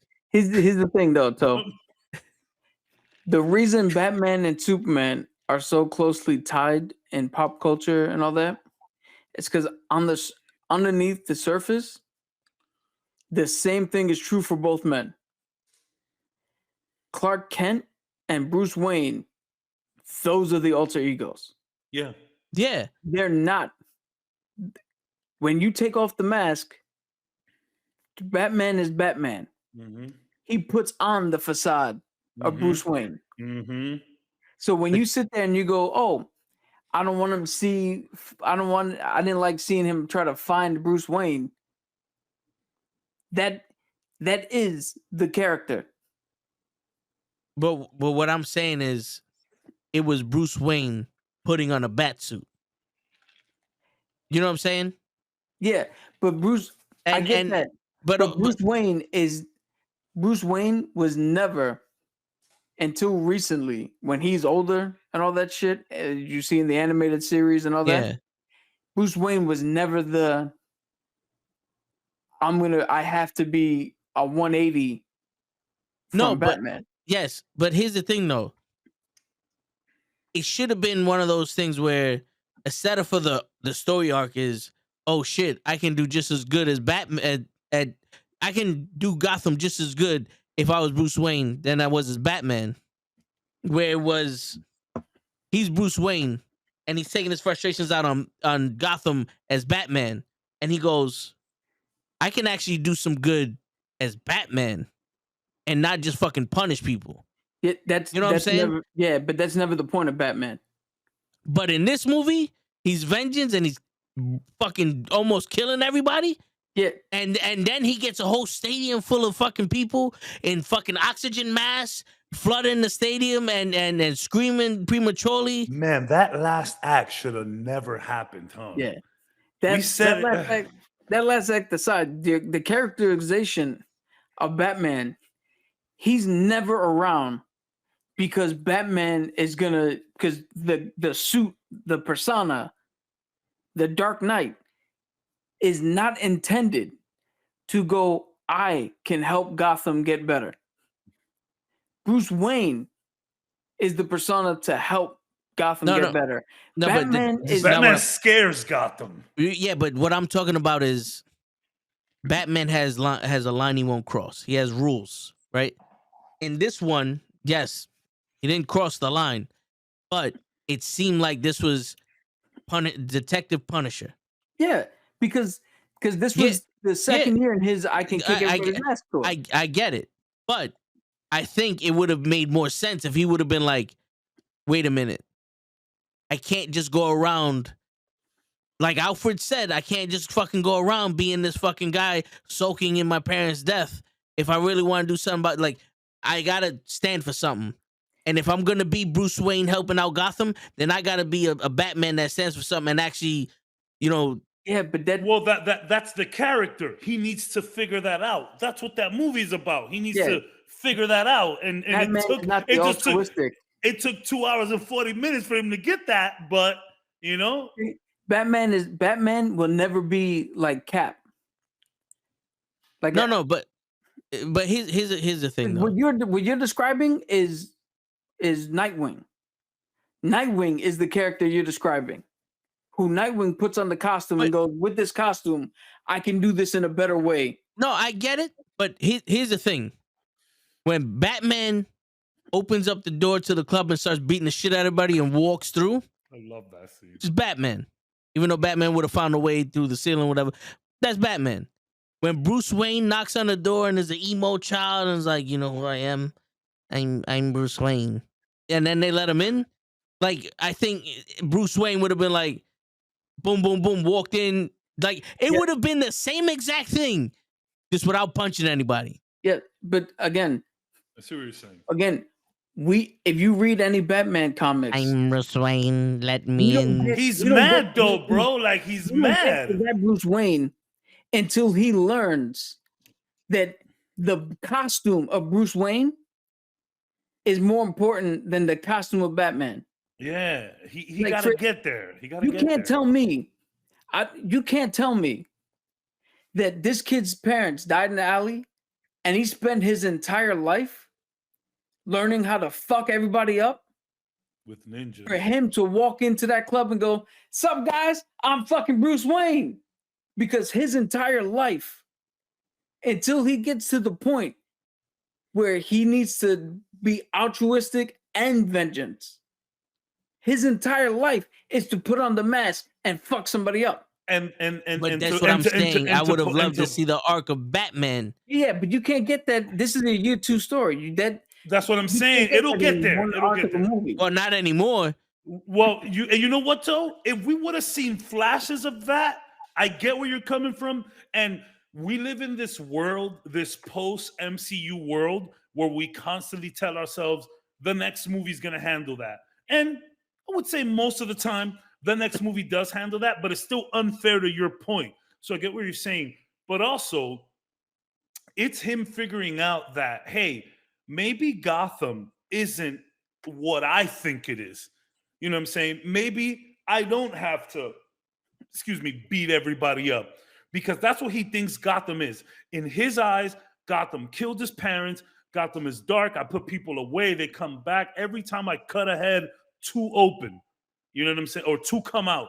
So this is his view of Gotham. So like, the more and more and more he does this, and again, this is year 2, the more and more he does, the more he's realizing, bruh, I think I just have a better chance at saving shit as Bruce. But also the thing is this, he learned he can be a better savior for Gotham through Bruce when he figured out who his parents were, like the real ones, where they opened up the Arkham Asylum and all that other shit. And he's like, oh, my parents were bad guys. And it was like, no, my parents were good guys. They were trying to help Gotham. He's like, maybe as Bruce Wayne, I can help them do it also.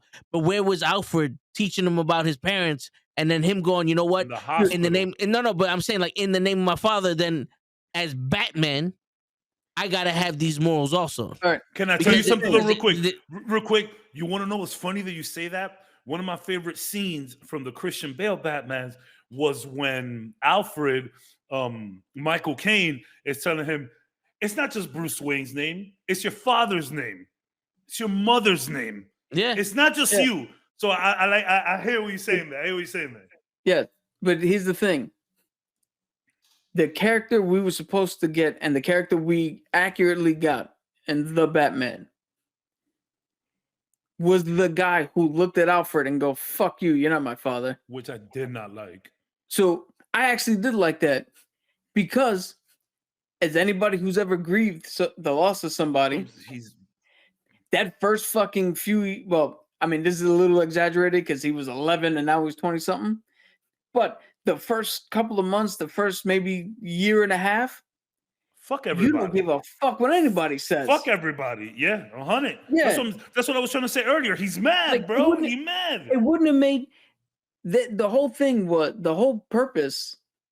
Like, I understand what you're going for, but the story that they was telling, I hear you. It would be counterproductive to the story that they're telling. When they blew him up, when they blew Alfred up, that's when he started realizing, like, hold on, wait, Alfred is the closest thing I got to family. I can't lose him neither. Yeah, I think, and you made a point of this way back when we spoke about it when it first released in March. I don't think you like how entitled Bruce came off, and it's like, he's a rich kid. Entitled is what he does. He is the type to say, no, fuck you, you're not my dad. And it's unfortunate that we had to see it, but I think we did get to see him get to that end point after, like, man, this is what's really important. Maybe I can do something better without the cowl. And that should make you excited about the second one. But here's the thing, though. What I read from this movie was he learned that I can do something as Bruce Wayne also. Like, Bruce Wayne is a part of this character that I'm portraying to save Gotham. But we ain't see him. We saw him vengeance, and we didn't see him actually go, I'm here to protect Gotham. Yeah, because it never went from, yo, I'm doing this to be vengeance and get all these motherfuckers that killed my parents out in the street, to Gotham is worth saving, and I'm going to be its Dark Knight or whatever. I'm going to be the savior. I agree with you, Batman. Leon. I agree with you, Leon. So here's the thing. We did see it. We did see that. That scene of him walking through the water with everybody, where they pull out and you see all that. And then at the end, where he's standing in the daylight, covered in dirt, and he's standing with the cape there, that was the beginning of that to lead into the next movie. Again, this whole first movie, for whatever you think of it, would have made less sense if you're telling me, oh, this is the year 2 Batman. This is the Batman. He hasn't figured everything out yet. He's still learning to be the detective. He's still angry and kicking the shit out of everybody. And then halfway through the movie, he's like, oh, no, I got this.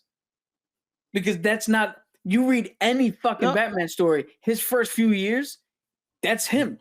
They were He rough. doesn't get to be Bruce Wayne as you want to see Bruce Wayne, or Batman as you would like to see Batman until way later on. So Okay. you can't tell an early story and make that make sense. And a lot of us are used to that animated series Batman where he was like in the thick of things when Yeah, we he first was see already. him. Yeah, but Yeah. okay, but the thing is, like, the Bruce Wayne they shown was just a Batman without his fucking Gollum ring. But yes, That's a funny way to explain it, but I hear what you're saying. yes. Son. But again, Yeah. what I would surmise is if you read That's Batman, funny. that is Batman. Bruce Wayne is the fictional character. I know, I get it, but it's one of those. It's also one of those things, like, you do have to live life, Bruce. Like, he went out and he went out to a fucking funeral and everybody won, and he's just walking, and then he disappears during the thing and comes back as Batman, and it's just one of those things. It's like, there is, all right, I get it, but Bruce Wayne is just as much a character as Batman is in any movie. But we're looking at a point in his life when it wasn't the case. That's what I'm saying. It's just the wrong Yes, time. The story they're telling. The thing is, but also, you would have liked it if they got there a little quicker. No, I would. If you're gonna tell me the story that Batman is pissed off at Gotham for killing his parents, but then Bruce Wayne is just an emo child, like the fucking guy from Grandma's Boys. I am a robot. You can't see me. You're not my father. Like, that was the only shit that he had, and then he turned back into the detective. I swear to God, it was Batman and a fucking vampire, because I saw Batman and then Twilight. You let him Patterson get in your mind. No, I saw Batman and then Twilight, because I didn't see even if he's still getting over his parents, which I can relate to, and all that other shit, it's still, there is no growth. Like, there was no growth of Bruce Wayne himself besides the whole, you know what, I got money. All right. I'll give you that. Here's my take on it, though. You do realize we saw, let's say, a 6-month span in this motherfucker's life. There's no growth in 6 months. Yeah, but also there's more of the Riddler hating Gotham and trying to fix it than Batman. You know, because, like, I get it.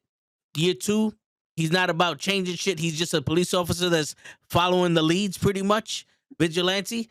But Riddler was more on some shit where it's like, yo, these niggas are corrupt, that's corrupt, blah, blah, blah, and I'm going to change shit, where he's just on the rooftop waiting for the light to come on so he can go stop a drunk driver.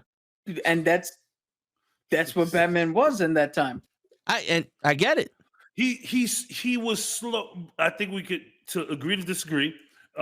He was a little slow in getting to there. I think he would, again, if we would have had the overlapping arc just like come through home on that third act, I think you would be saying this. But the thing is this: you're already showing me he's almost like an expert fucking detective.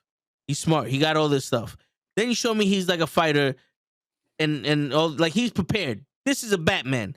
We see year 3, he's already prepared. He doesn't have all the gadgets and all other shit. That's fine. I don't need it. But just the Bruce Wayne aspect of this. The Bruce Wayne aspect of this is like, even if it was just he was Batman and went to sleep as Bruce Wayne and all that other shit, I still would have liked to see a little bit more of that, you know, fucking Bruce Wayne in him. But yes, to be, but what the sequel is gonna do, because that's what they were alluding to. And they spoke about it early in this film, like, yo, you're not gonna see much Bruce Wayne here. He's in the suit the whole time. So I get where you're coming from. And again, it was the point that I made earlier. This day and age in movies, we could be like, yo, the second movie got it. And that's not fair to say. I get that. But we are in this day and age of movie where we will see it happen in the second film, because this film was about Batman getting to that point. But here's the thing. At what point? So I get everything that Toe's saying, right? But at what point are we now not going to let the storyteller tell the story that they want to tell?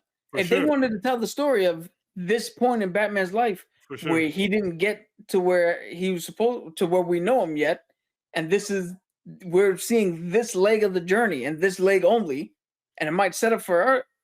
At what point are we not just like, all right, that's the story they're telling? Cool. Like this whole thing where you just said, Caps, oh, we have the privilege of the next movie gets it. Even if there is no next movie, this is what they wanted to show us. Yeah. Yeah, but here's the thing, though. From the very beginning, they said it. Like, no, I get it. Doing. I get it, but here's the thing, though. Man of Steel, Justice League, and all that, there was literally no Clark Kent. At no point in the movie was there a Clark Kent. If there would have been no point of Bruce Wayne, or just the one point where Bruce Wayne was by Alfred's side when they blew him up, there would have been no problem. But the little bits you did give me of Sleeping Beauty, it's a problem. This is the opposite of Watchmen. The more I watch Watchmen, the more I can accept the movie for what it is. The more I watch the Batman, the more I'm like, wait a minute, dude. I'm gonna put this out. I'm gonna put this out here. Take the animated show out of your mind. It's hard. Yeah. Take the animated show out of your mind. At what point in any movie did you walk in to see Bruce Wayne? The Christian Bale. You said that he played the best Bruce Wayne that we ever seen. Yeah. But I never walked in to see Bruce Wayne. Nobody goes to a Batman movie to see Bruce Wayne. The same thing. Nobody. You want to see Clark Kent? Watch Christopher Reeve's Superman. Oh, you know what Christopher Reeve's Superman is? A goof. Boring. Yeah, it sucks. I don't like it. The first one's a good movie, but there's no action in it. No, I get, but that was back in the day.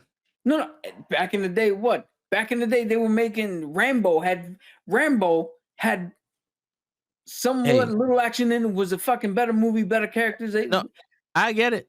My point is, if you look at the movies throughout, anytime you're sitting there like, yo, that was a good depiction.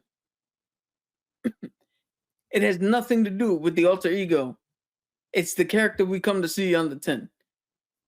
The only reason you even have a liking for Bruce Wayne is because the animated series they had the ability to take their time to tell longer form stories.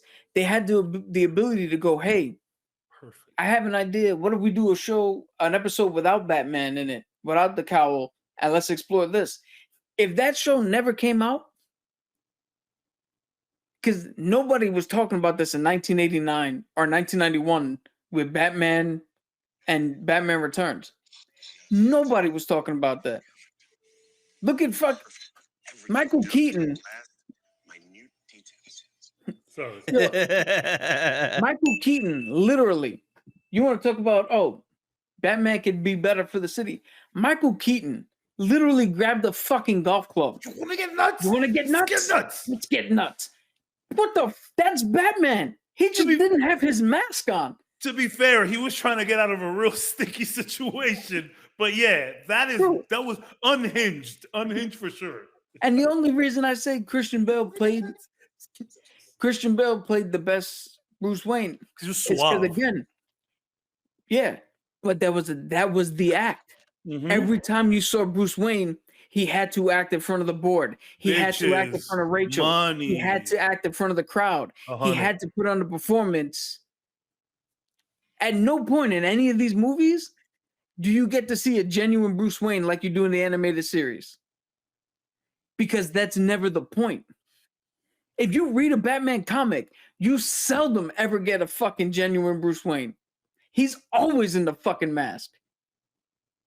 Even his other fucking, even his other people, Robin, Nightwing, Red Hood, Batgirl, they all make comments about how he's always in that fucking mask. You know what's funny, Cap? You know what's funny, Cap, too? Like, even in the animated series, we do get to see him as Bruce, but honestly speaking, I don't think you get a real deal Bruce until like Mask of the Phantasm, when you actually like see him in love with, and not some bullshit. Like someone actually like got him rattled as Bruce and as Batman, son. So like, but yeah.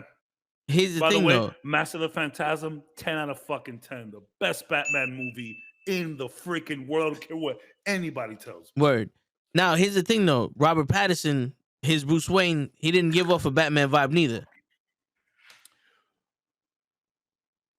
Well, he gave off a Batman vibe when he was in the suit. I'm talking about his Bruce Wayne didn't give off a Batman vibe. Yeah, his Bruce Wayne was supposed to be the recluse, the low key, don't notice me, because in this for the His story Bruce they were Wayne telling, seemed like a fucking the emo rich kid. It was whiny. It was whiny. Here's the thing. Yeah. Bruce Wayne serves two purposes, right? Bruce Wayne is either the guy that you're talking about, in which people look at him and go, he can never be Batman. Or he's the guy Robert Pattinson portrayed, in which you look at him and go, that dude's not fucking Batman. That dude don't even, he probably pisses in fucking cups sitting next to his chair and shit. Again, the main purpose of Bruce is so you don't suspect him as Batman. It's seldom ever a story. It's like right now, if you take Daredevil, you could do Daredevil Born Again without him ever putting on the suit and just have him be Matt Murdock and have him be in the courtroom the entire series. And that would be an amazing 10 out of 10 series, and that would be true to life to the character. You can't do that with Batman. You can't give me 6 episodes, 10 episodes of just Bruce Wayne. It doesn't work. That'd be like, that is the true Chekhov's gun. You'd be sitting there like, when's he gonna put on the suit? When's he gonna put on the suit? So, yeah, you would have liked to see the characterization of Bruce a little bit more defined. But again, I'm gonna say that wasn't the point of this movie. Yeah. And the last act that it seems like the majority of people don't like, him seeing that situation and leading the people out, and him standing in the rubble, and what he said to Alfred after Alfred got blown up and all that shit he learned, that's the beginning of when he learns, okay, I got to start putting this shit together in a different light. And that's when we start to, from that point on, is when we start to get rolling on the Batman that you would like to see. But if you go back, read Batman Year One or Batman, any of the early, when they depict him in the early, that's the Batman you get. That's the Batman you get. He's not figuring out, they don't have him out there partying up like Bruce or coming to terms and being altruistic. That's not him. That's why Dick Grayson, Nightwing, is the preferred fucking hero of the entire Bat family. The Justice League prefers him. The Teen Titans prefer him. Other fucking superheroes prefer him because he is the characterization you're looking for.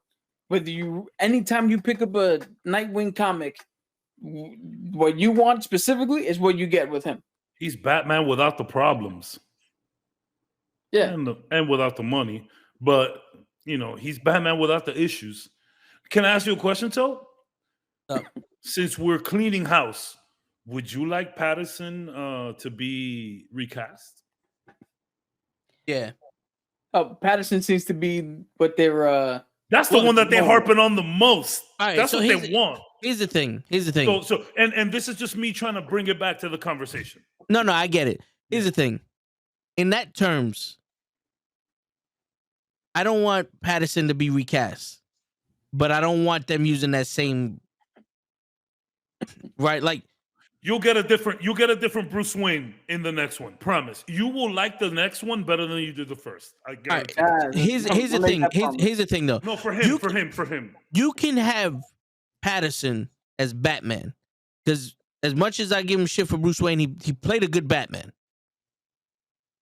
But I don't want the other shit that came with it. Like, Falcone seemed good.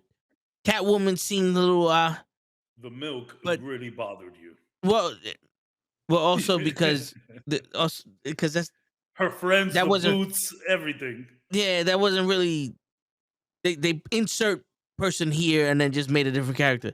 But the what really fucking pissed me off is the Riddler didn't look like the Riddler. The Joker didn't act like the Joker. Like you can Joker have wasn't in it. We didn't see the Joker much. no, well the Joker was in that extended scene, the deleted scene. But if you put Patterson in a Batman,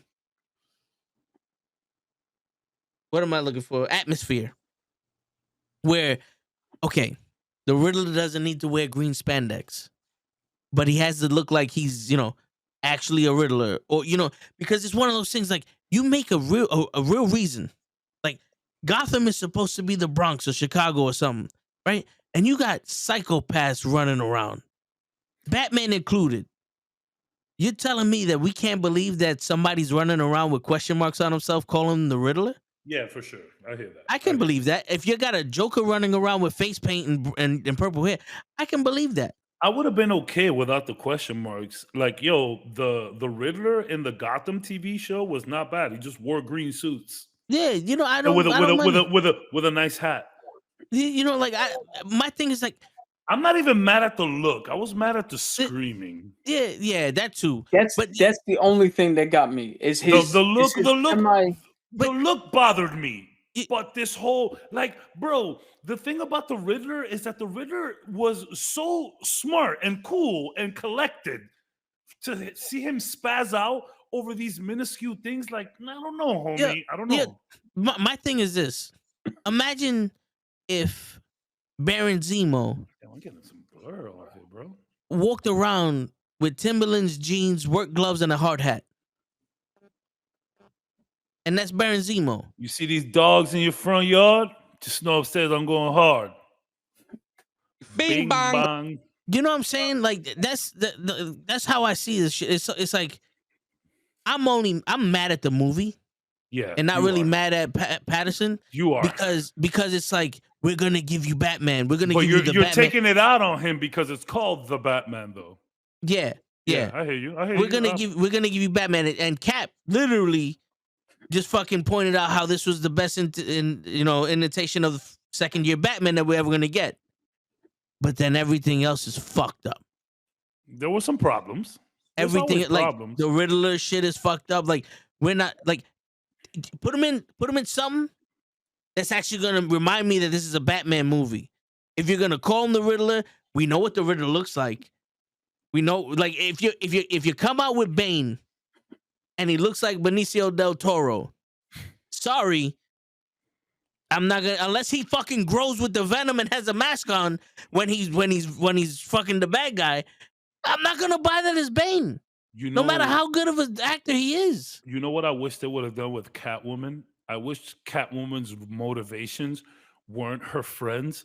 I wish that Catwoman's motivations were just plain and simple, just to get at the Falcons, just to steal some bread, which is her. That's her. When we first meet Catwoman in the animated series, she's just stealing shit. And there's no personal relationships to anything. She's just robbing shit. And she's always using Batman. She's always flirting with Batman and trying to get Batman to drop his guard so she can leave. It's funny because she uses him sometimes. Yeah. To get to she's expecting him to show up, break something, and open it so that she could get in, get it, and then ride out. It's so funny. That's why I hate the milk. It's so you dislike the milk. It's that whole scene. Here's the thing. If you've never seen Batman the Animated Series, would you care? Because because here's the thing. Again, it's the same with the X-Men or with that. You're coming more from the animated shows first. I read a lot of Batman though. No, I'm talking to Toe right now. The Riddler, my only problem is they didn't tell us if he was autistic or on a spectrum or anything. So him playing that way and doing the random yelling and that shit was off-putting. Right? As far as the look of him, you have a guy running around in a bat suit. For the type of atmosphere that they're going for and the actor they picked, it would make sense that if this is the first time you're doing it, you're gonna try to match. Oh, he's wearing a bat suit, so I gotta outmatch that. I'll put on all this shit. Because even Paul Dano, the actor, said that he put himself in that because in his mind, if Edward Nygma or Edward Crane, whatever version they went with the Riddler, I forget what they called him in the movie, he said his choice to put himself like that was if he was going to commit a crime, the one way you don't leave DNA is if you wrap yourself up. So he chose his look, not because that's the Riddler look, but because in this world, you would cover your hands, your face, all that shit, so you don't leave DNA back at the crime scene so they can't find you. Theoretically, right? So you take out the screaming shit, right? And you let him do this.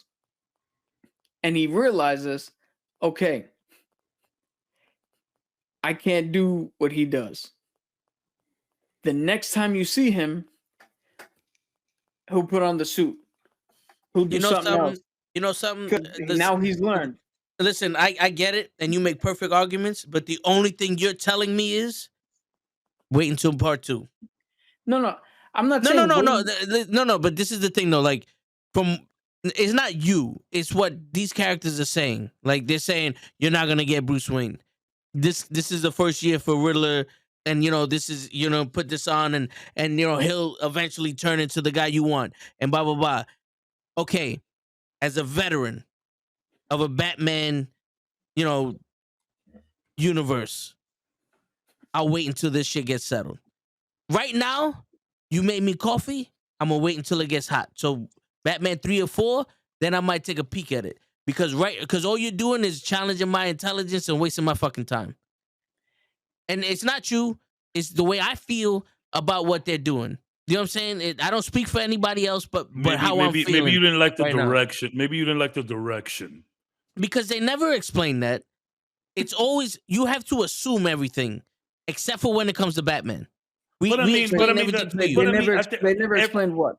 Everybody wants that, though. People are sick of the origin. Here's the thing, though. Explain? Why he looked like that. Until you just said that's why he said it shocker to everyone. I don't watch any of the interviews. I don't watch the fucking commercials. I don't watch the shit after I watch the movie. The movie needs to explain shit to me. But here's the thing, though. My counter offer. I get why he did it to kill people. But to put your face on the internet, it's good to have a symbol, right? To be to have a symbol so people can follow you. Kind of like the Joker did with Joaquin Phoenix, where he had that Joker mask and everybody was wearing that fucking clown mask. You know what I'm saying? So now when I'm on the thing telling everybody, yo, we need to do this, here goes my question mark. Yeah, but you know what I'm saying? Here goes maybe like a different type of mask or something. Like I do these crimes smart so I don't leave DNA. But on TV, this is my persona. Yeah, but he didn't strike me as that type of caring. It's just I'm speaking to somebody, trying to get people to follow me. See, the Riddler. The problem with the Riddler, and again, I'm not trying to combat you on. No, I know you're not. I know you're not. The problem with the Riddler is, the Riddler has always been. I feel you, Cabs. Make the Joker cute. Shit is like. That's the problem with the Riddler. Did you plug it in, plug it and unplug it? I don't know, bro. My shit's just bugging. I guess. No, do it. Like unplug it and plug it back in. Maybe you have the software. It's all behind the computer. I'm just gonna let it ride. All right. I mean, you don't fix it. Yeah. Yeah. The problem is make the Joker cute. No. The Riddler has always been the Joker, but toned down. Yeah. The Riddler has never really been anything on his own because the Joker's the greatest villain Batman's ever had. And what is the Riddler? This same shit. He gives you a riddle instead of a joke. He has his own criminal, like. But For him- I always thought the Riddler was, I'm trying to prove I'm a better detective than Batman. And Bane was like, I'm superior in Smarter. every way. Smarter. So that is depending on which depiction you read and which depiction you get. The Riddler really just started out as, oh, the Joker comes out and tells jokes. Well, then I'm going to come out and give riddles. That's the true origin of this shit. Later on, people added more shit to it and made it deeper than what it really is. Because you said, what do you call it? You Cabs, you said something about Edward Nygma being sly and wearing the suits. He didn't start out that way. He gets bullied. He was by his father. Yeah. Because he's into the puzzles and all that shit. And even at work too. Yeah. He gets herbed all the time. And his main thing was to shut his father the fuck up. And then he transferred that over to Batman. So if you're trying to get down to, like, that's what I've been saying, if you're trying to get down to who these characters actually are,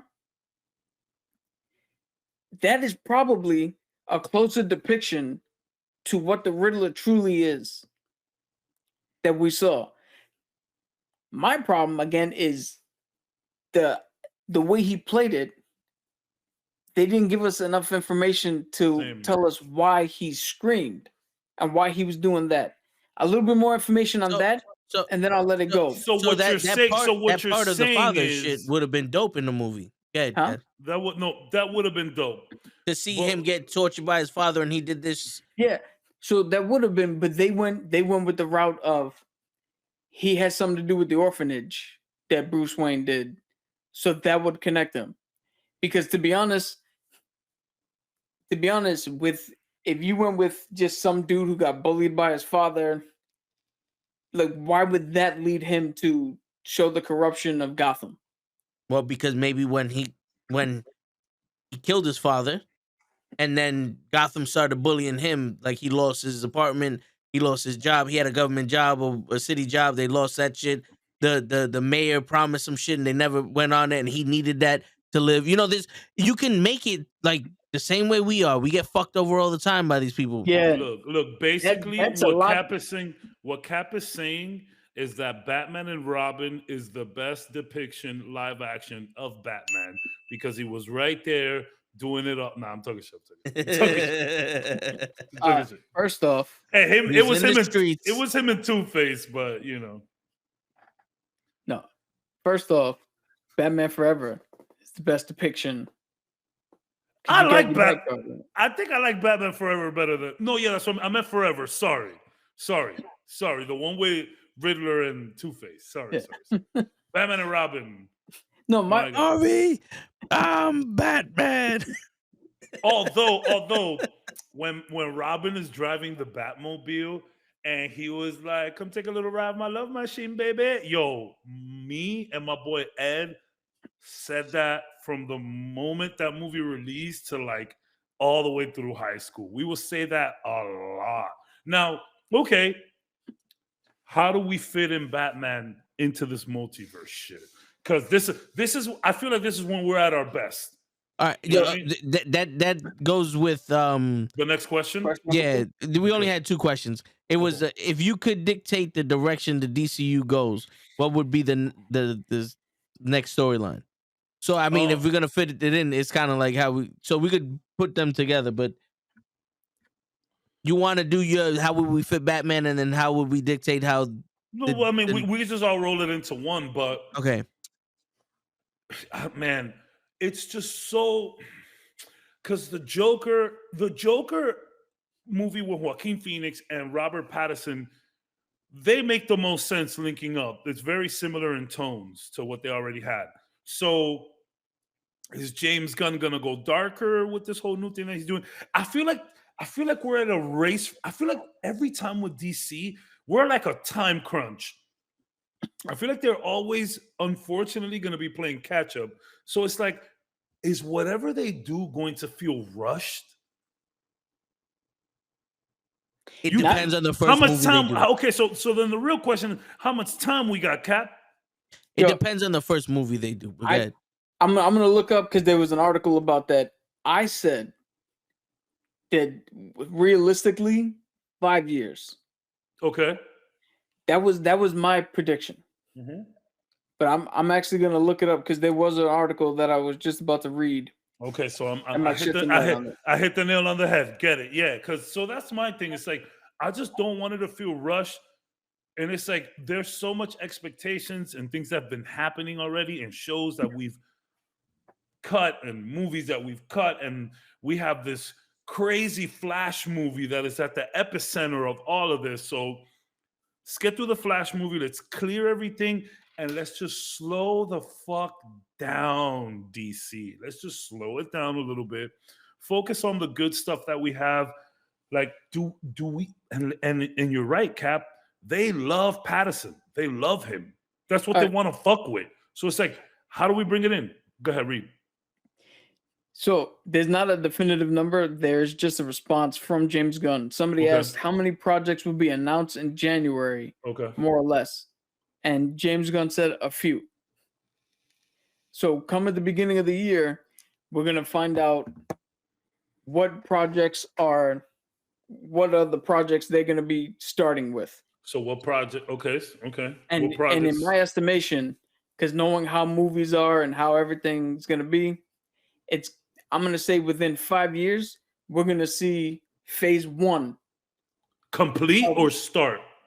We're gonna be in the middle of phase 1. Okay. I'm gonna say because we should be three to 4, depending on how fast they want to put these out. 3 to 4 movies in, and we should be seeing the direction they're going in. So who do we start with? James Gunn is starting with Superman. All right. So, but who would you start with? Well, I would. All right. So if I'm answering the question, we already started with Batman. Mm-hmm. The Batman is our starting point. Okay. If I'm James Gunn, I turn around and make my Superman movie Superman Year 1 or Superman Year 2, where he looks over and he hears about what's going on in Gotham and hears about vengeance and all that. Sees that there's crime and shit happening in Metropolis. It might not be as bad, but there's still crime he can help out with. And then he learns to deal with his shit. So we don't get a true origin, but we also don't get something where we jump in and he's already been doing this for 18 years. We get a nice middle ground where he's new enough that if he makes a mistake, it's believable, but good enough that the mistakes are minimal and not all the time. And then you link that into, at the end, no Batman versus Superman. I was going to just ask, do we have friction between Batman and Superman, or do we have them working together? Kind of uneasy alliance. We don't have them working together. We don't have them anything. We have them meet up just for Superman to turn around and go, hey, I think there's a better way to do this. And Batman goes, I don't think you're doing it right. I don't, yeah. And we end not in a direction of, oh, they're going to team up and do whatever. We end with, it's something that hasn't been done to my knowledge. We just end with, they now have a working knowledge of each other. They got their eye on each other. Yeah. So they can go do their own thing, but we know that in the background, they've been keeping tabs. So that when they do a team up of a Justice League or anything, they already have a working knowledge. And we can even do a thing where in the first Justice League movie, somebody makes a comment about them and you flash back and you see them actually having the conversation that we knew was going on, but we didn't get to see. So, Leon, apparently, like, out of all of it's a clean sweep right now with the DCEU. But the only people they really fucking with is Pattinson and Joker. So the Joker one is not part of what's his name's plan, Okay. from what I've heard. But It's Pattinson is like at the forefront. Yeah, so the rumors going on that Patterson is going to be the main jumping point. Gunn is doing his Superman movie. Okay. The Shazam, Aquaman, Flash, and Joker movie, they were already greenlit. They're just going to happen. And whatever happens with them, happens with them. Shazam, right? Zachary Levi, they asked him about this whole shit, and he just said his only response was, "I'm Gucci." Yeah, I got paid. I got paid. I don't know if that means he doesn't give a shit either way, or if he's already been told he was good. The big sticking point is the Flashpoint movie. Mm-hmm. Because as I've said multiple times, the reports coming out on that movie is probably the greatest thing anybody's ever going to see in their life. Are you still not going to watch it? No. I'm not going to watch it. I respect that. I don't dude, I'm not going to watch Avatar 2. So bro, the other it was funny. I was at work and somebody was like, "Hey, is anybody going to go see Avatar?" I was like, "That shit came out?" Yo, yeah. I have no. I mean, the first Avatar was like, but it really like it was. It was the 3D. It was the 3D. You know what's funny? I saw an article that said the Avatar movie has way better CGI than anything Marvel has done. And I'm like, yeah, because that's all they're focusing on. Yo, they took 20 years to make this movie, not 6 months. Like, it better have good CGI. Shit. No, for real. So, Cap, who did you say you would start it off with? Superman. Also? I would start it with Superman. Superman year 2. Yeah. That way we don't need an origin again. And again, we got to pick a time in his life where we could see him make a mistake and grow, and it'd be believable. Because if he's been doing this for 20 years, when we catch up to him, we're like, dude, how the fuck you make that mistake? You should have learned that lesson. Yeah. Okay, and so James Gunn wants to go a little younger anyway, so. All right. So, Cabs, who would you start with? I would like, me personally, I don't necessarily think it has to be a specific character. I don't know how you would do something like this, but I would like to start off with a notion of there being super people out there that can one day come together. I don't want you to do Justice League within your second or third project, but I want you to pick a middle ground as to where we can see some of these people doing their thing. We can all acknowledge presence, but everyone's still doing their thing. So, like, at the core of everything, we know that this is going to be the team, right? But we have someone over here, we have someone over there. Because to me, that was the main problem with the DCU, which was rushing. No character building. We had Wonder Woman, we had Man of Steel, BVS, Justice League. You know what I'm saying? Yeah. Like, did we get Aquaman after Justice League? We did, right? Yeah. Yes, we did. So that's what I'm saying. I don't know where we would start off. I don't know if you want to start off with a Superman. Maybe we start off with another Batman. I don't know what it is, but what I want is a hub. I want a hub. I get it. That acknowledges everyone is out there, but everyone is separately doing their thing.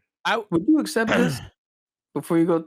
Would you accept a movie of, let's say, Amanda Waller, whoever wanted to play her? So working off like Suicide Squad and shit? No. Well, you could put any version of Amanda Waller, like a government movie. Okay. Yeah.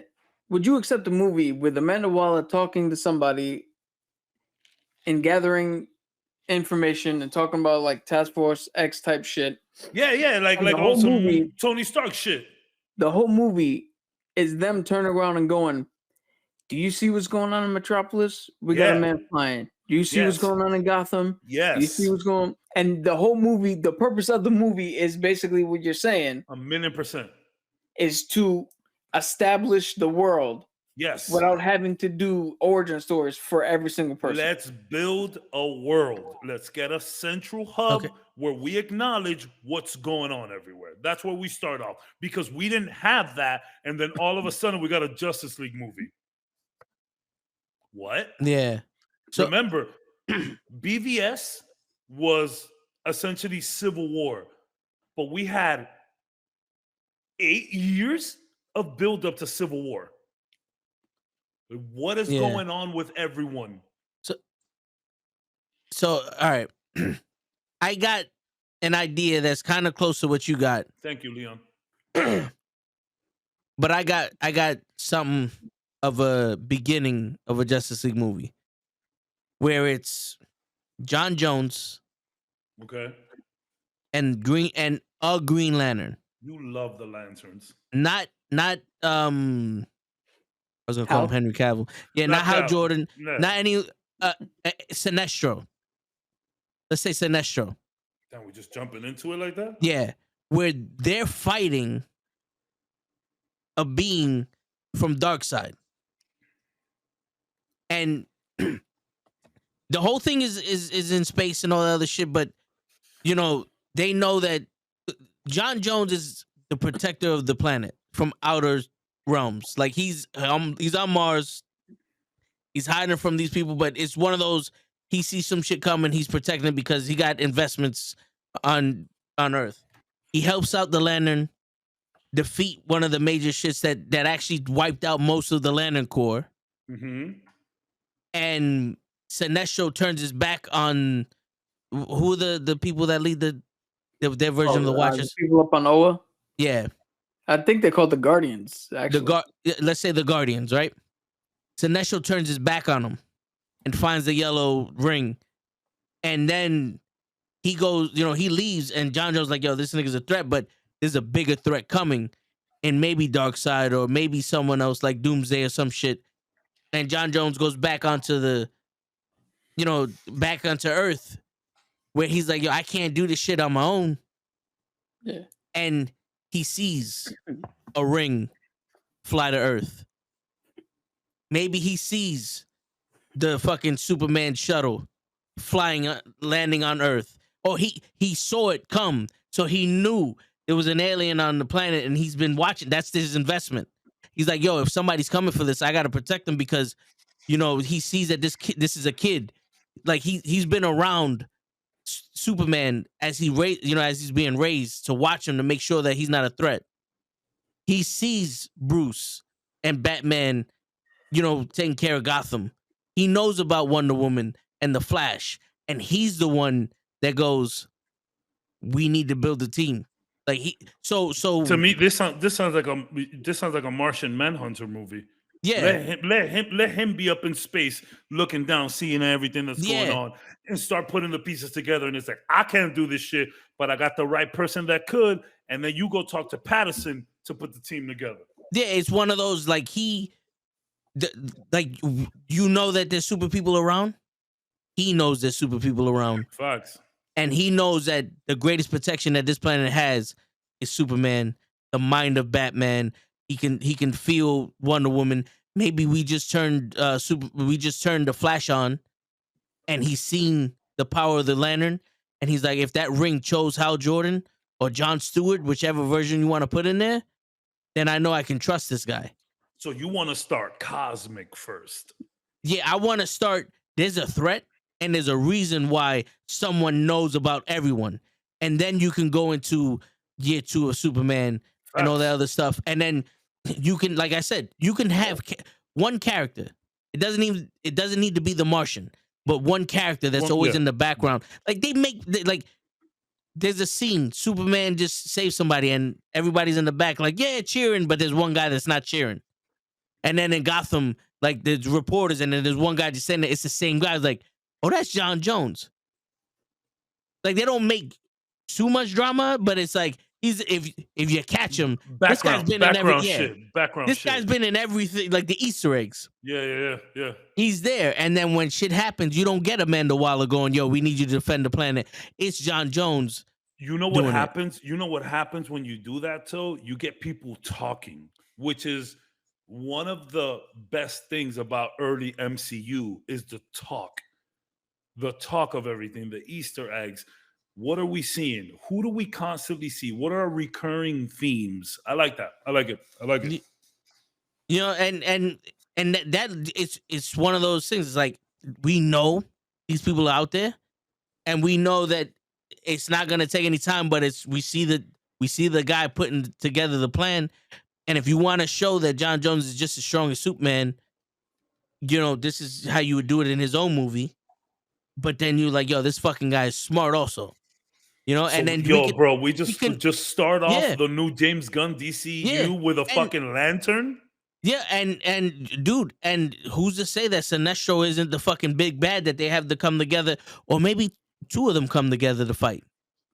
And we could build up to Darkseid and not rush it. Yeah, because it could be Sinestro comes to take John Stewart, but John Stewart is fighting fucking the Flash.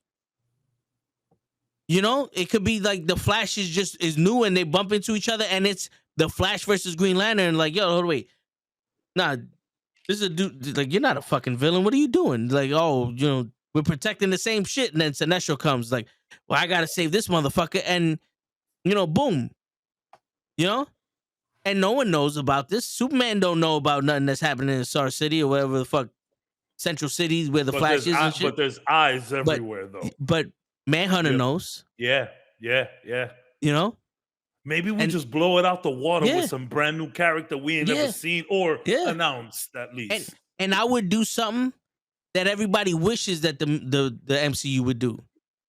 Clark is reading the newspaper from Lois Lane, and there's a fucking actual fucking story.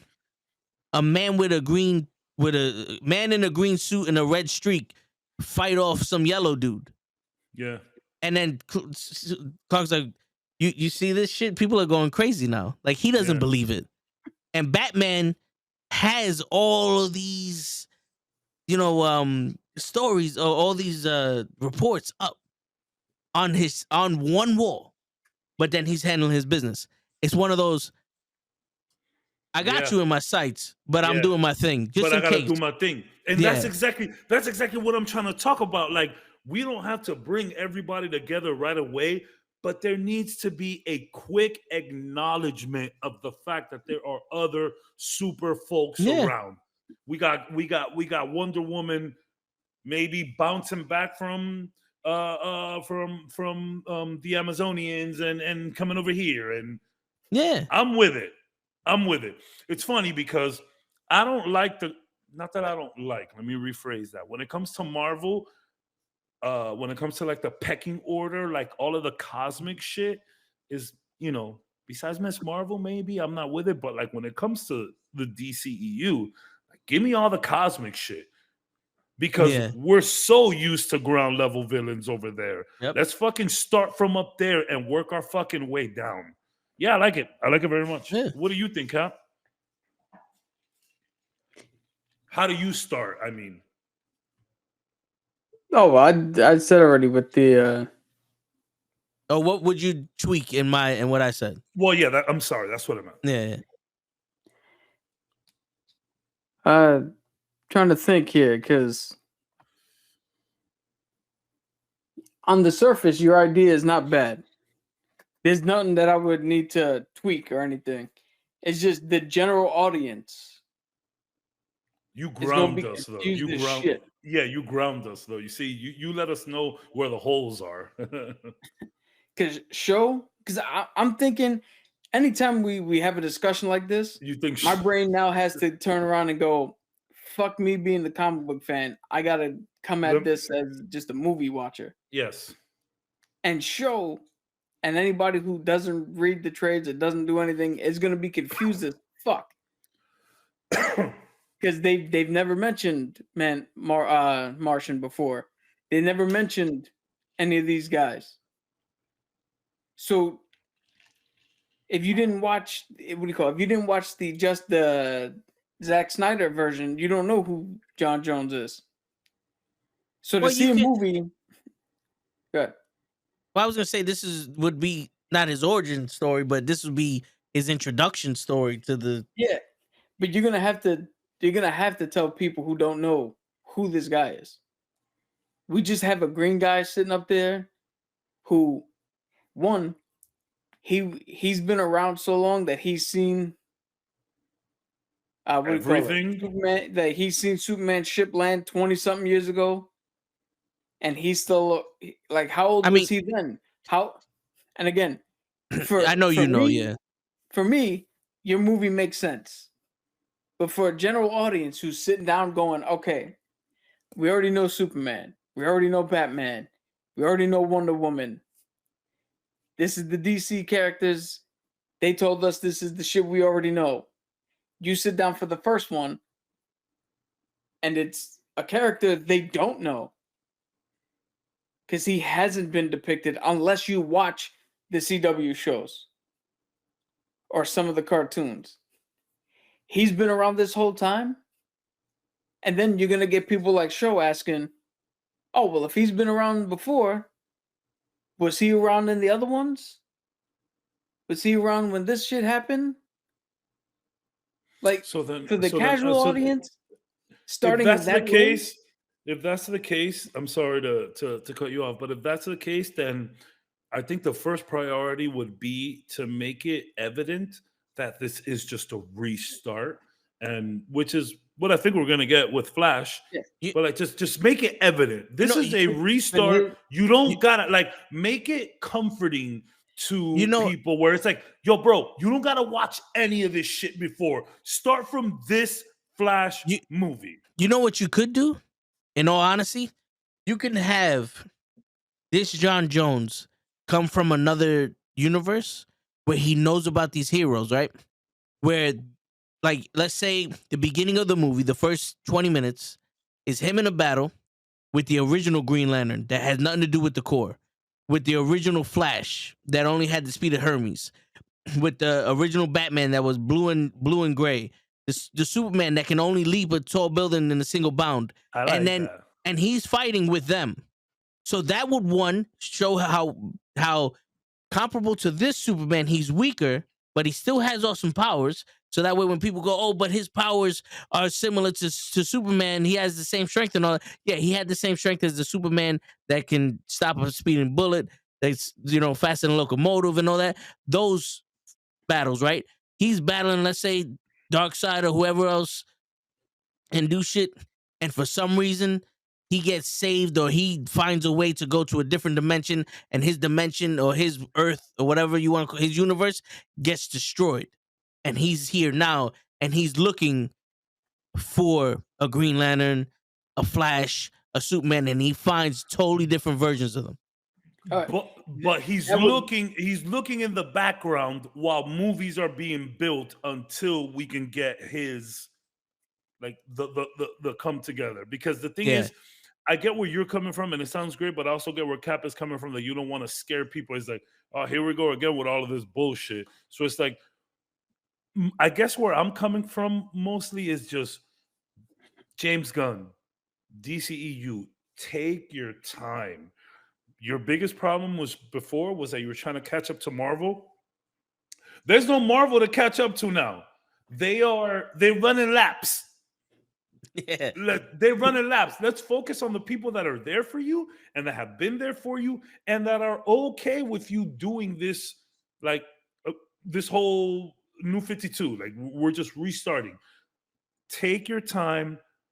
Build these characters, give characters a movie. I would like to see, before we get to the Justice League, I would like to see everyone get one movie at least, bro. One flick. Just one.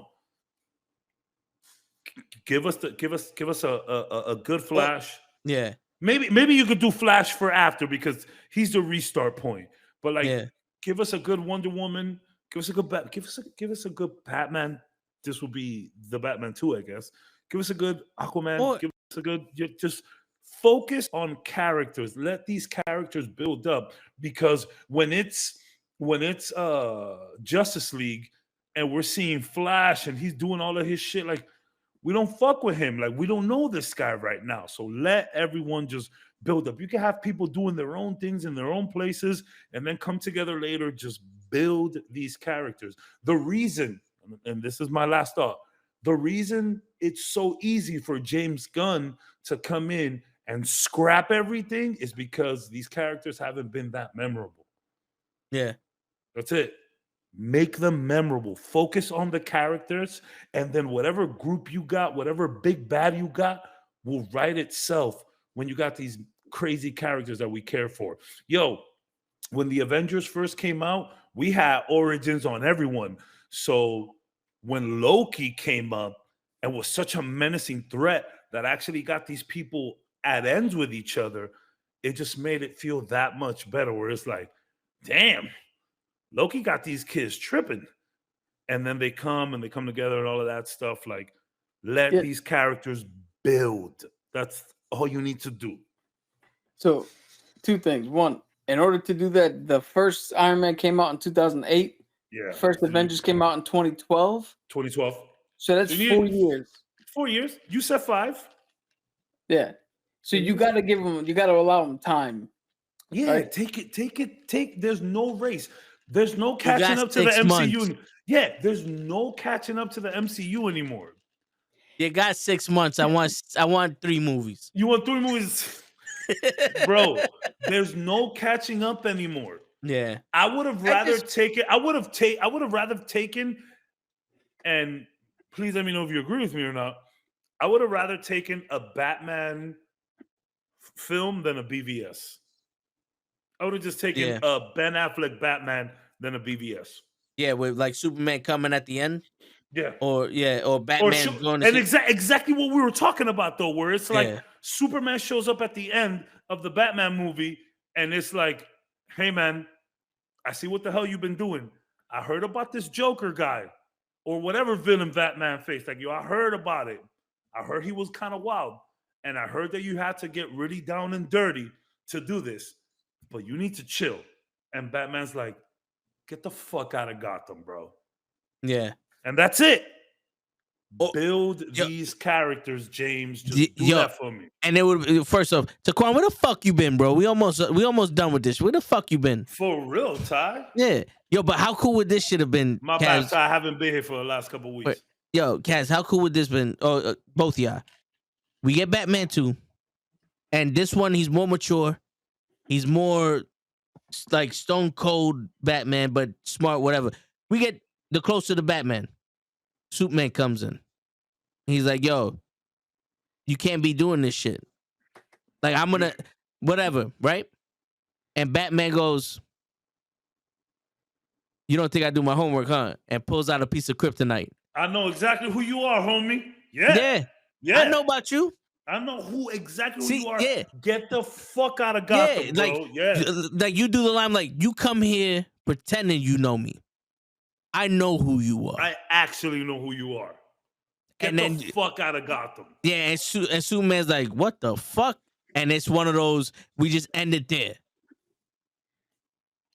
You know? Movies are not brave enough for just the ending. Like, I'm down if you just end shit. Infinity War. Just end it. They took out, and yes, I know. We all knew that these people were going to come back. But Thanos snapped. 50% of these people that we've known and loved just passed away. And the movie just ended. With Captain America just in disarray. The symbol of hope in Marvel, Captain America, just lost for words, doesn't know what's happening. That's powerful, fam. Yep. That's powerful. And we had to sit in that for years. For years. Yo, I went to go watch Ready Player One, and I saw the Endgame shit. And I'm like, no, I'm not watching it. I'm not watching. No, I don't want to watch anything. Bro, don't be afraid to do the bad guy ending. don't be afraid to build these characters, James. Like, what I really want the most out of this whole thing is time for James to build a world. That's what I want the most. And I kind of want him to change the Batman look. I didn't mind. I loved it because I know you guys said it was just Times Square, but there was some nice hues. There was some nice hues on Times Square. I thought Times Square looked amazing. It made it feel huge. It made it made it feel like Gotham. Yeah. And it kind of felt like a real, like, the Marvel universe made it feel like, all right, these people live in in our world. Batman was like, Gotham is a real place with a fictitious name, but it's real. Yeah. Marashusha, wherever the fuck Black Adam was, this is a movie lot. No matter how real we want to make this is a movie lot. It did look like a set. Batman versus Superman, this is a movie lot. You know what I'm saying? Like, Wonder Woman 1, that felt real. I want something that feels like it's actually in our real world and not a movie lot. I don't want a cartoon with real people in it. That's one thing that I don't like about Black Adam, and I don't like about most of these things. It makes it feels so fucking fake. That's why I was like, yeah, Superman walked out of Black Adam, but unless Mercutio, that city of Mercutio, whatever the fuck, is in a different fucking planet or in a bubble on America. Isn't that fucking Romeo's best friend? Yeah, that's why I said it. Like, unless it's fucking Sokovia floating over the fucking planet, and that's why it looks different, I don't believe him being in any other fucking movie. You know what I'm saying? So, okay, my last question, and we got 2 minutes. What the fuck do we do with Black Adam? We just shelf it? Yo. So, like we said, Black Adam is not in the plans. Yeah, so we just shelf it after the hype. If you're gonna redo Shazam, I would introduce Black Adam with Shazam. I would bring in Black Adam to the next Shazam. Here's my thing. Did we ever really need Black Adam? We didn't, but he's here now. That's the problem. He's here now. So now there's questions. No, he's not. He's not. No, not.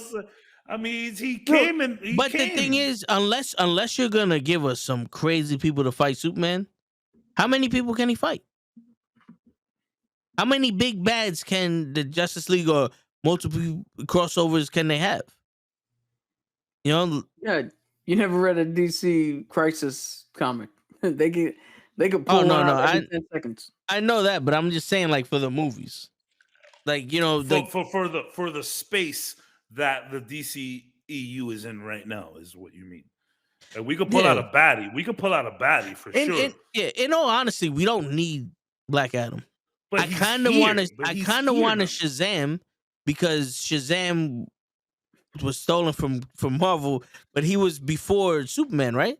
Captain Marvel was stolen from him. Yeah. So, Captain Marvel was his own thing. Mm-hmm. No, I know that. Yeah, and then Marvel bought him, and then DC bought. No. Marvel had the name. Right, Marvel used the name because they're Marvel, so they made a Captain Marvel. DC bought Captain Marvel from Fawcett Comics or something like that. Yeah, that's what Daquan just said. He got Google. Yeah, you can never tell me anything different, Daquan. You got Google. So, hey Siri.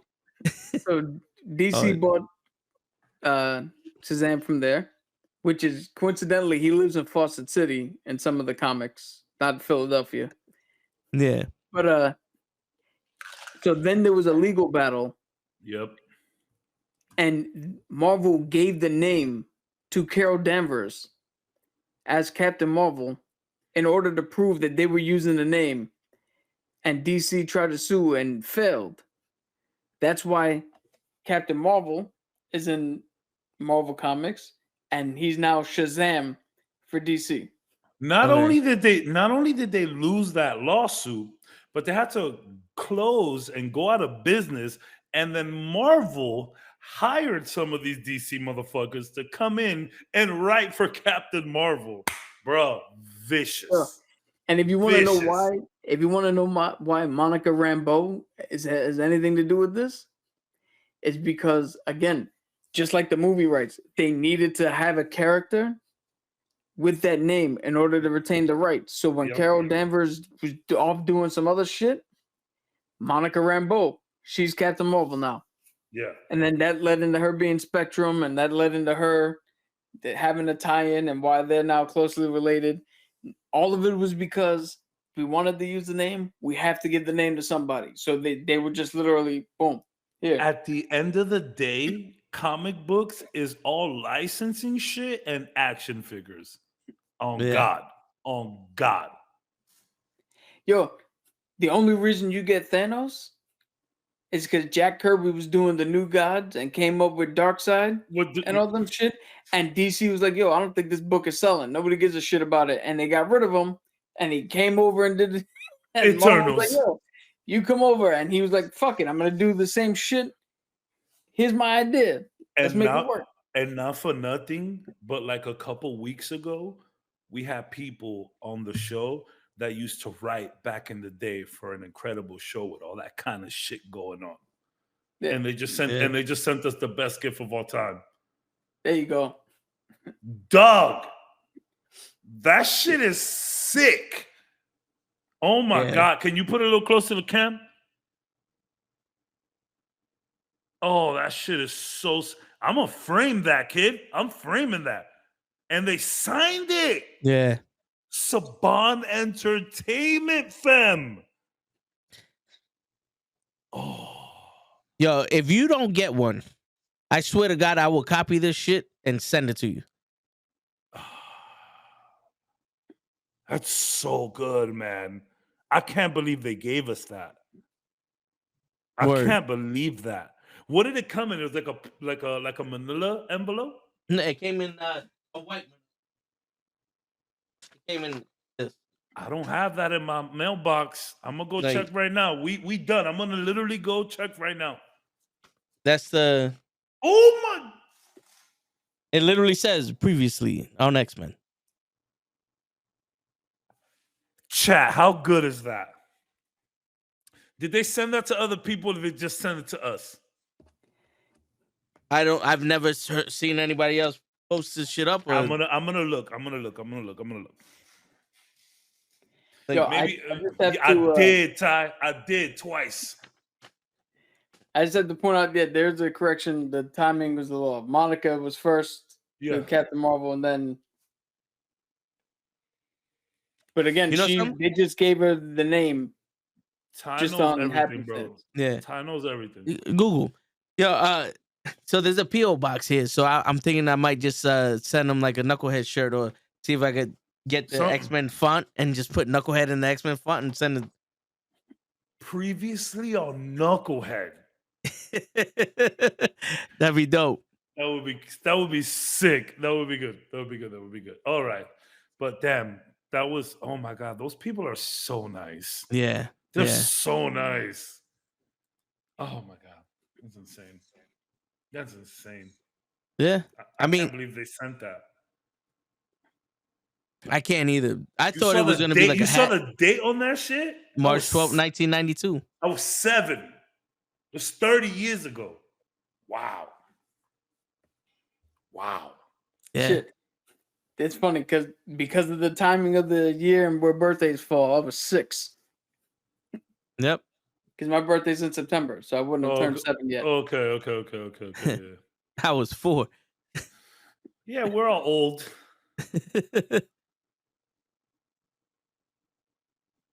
Yo, bro, they really looked out, Ty. That's probably the best Christmas present I've ever gotten in my life. Well, I gotten some pretty cool stuff for Christmas. Yeah. Speaking of that, oh shit, where is it?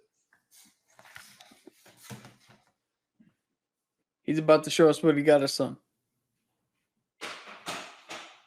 Is it quintessential for them to start with Superman or Batman to redo this whole? This was given to me by a very special person. Demon Slayer is an anime that I love. So they turned me and my son into Demon Slayer characters. Yo, that's fucking dope. Oh, that's fucking cool. So the pictures. So they went on my Instagram, and y'all know who it is. She's been helping Yeah. the Nukkle podcast Yeah, a yeah, little yeah, yeah. bit. So they got old pictures of me, so I don't have my beard. I just have the goatee, and my son doesn't have like his curly hair. But that shit is sick. This is one of the best presents I've ever got in my life. No, yeah, that shit is fire. Yeah, man.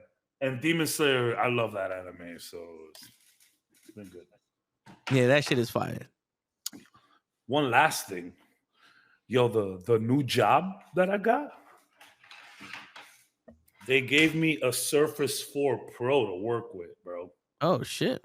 They've not the best laptop, but this is $1,000, kid. Yeah. Fucking crazy laptop. All right. Yo, I'm currently on a Surface, the I Surface know. 7. I would be pissed if they gave me that. Well, no, the I mean, difference it's- between that's the actual laptop. Yeah, it's a It's not laptop. the tablet. Oh, okay. Yeah. This is Yeah, a yeah. laptop, not a tab. All right. Yeah.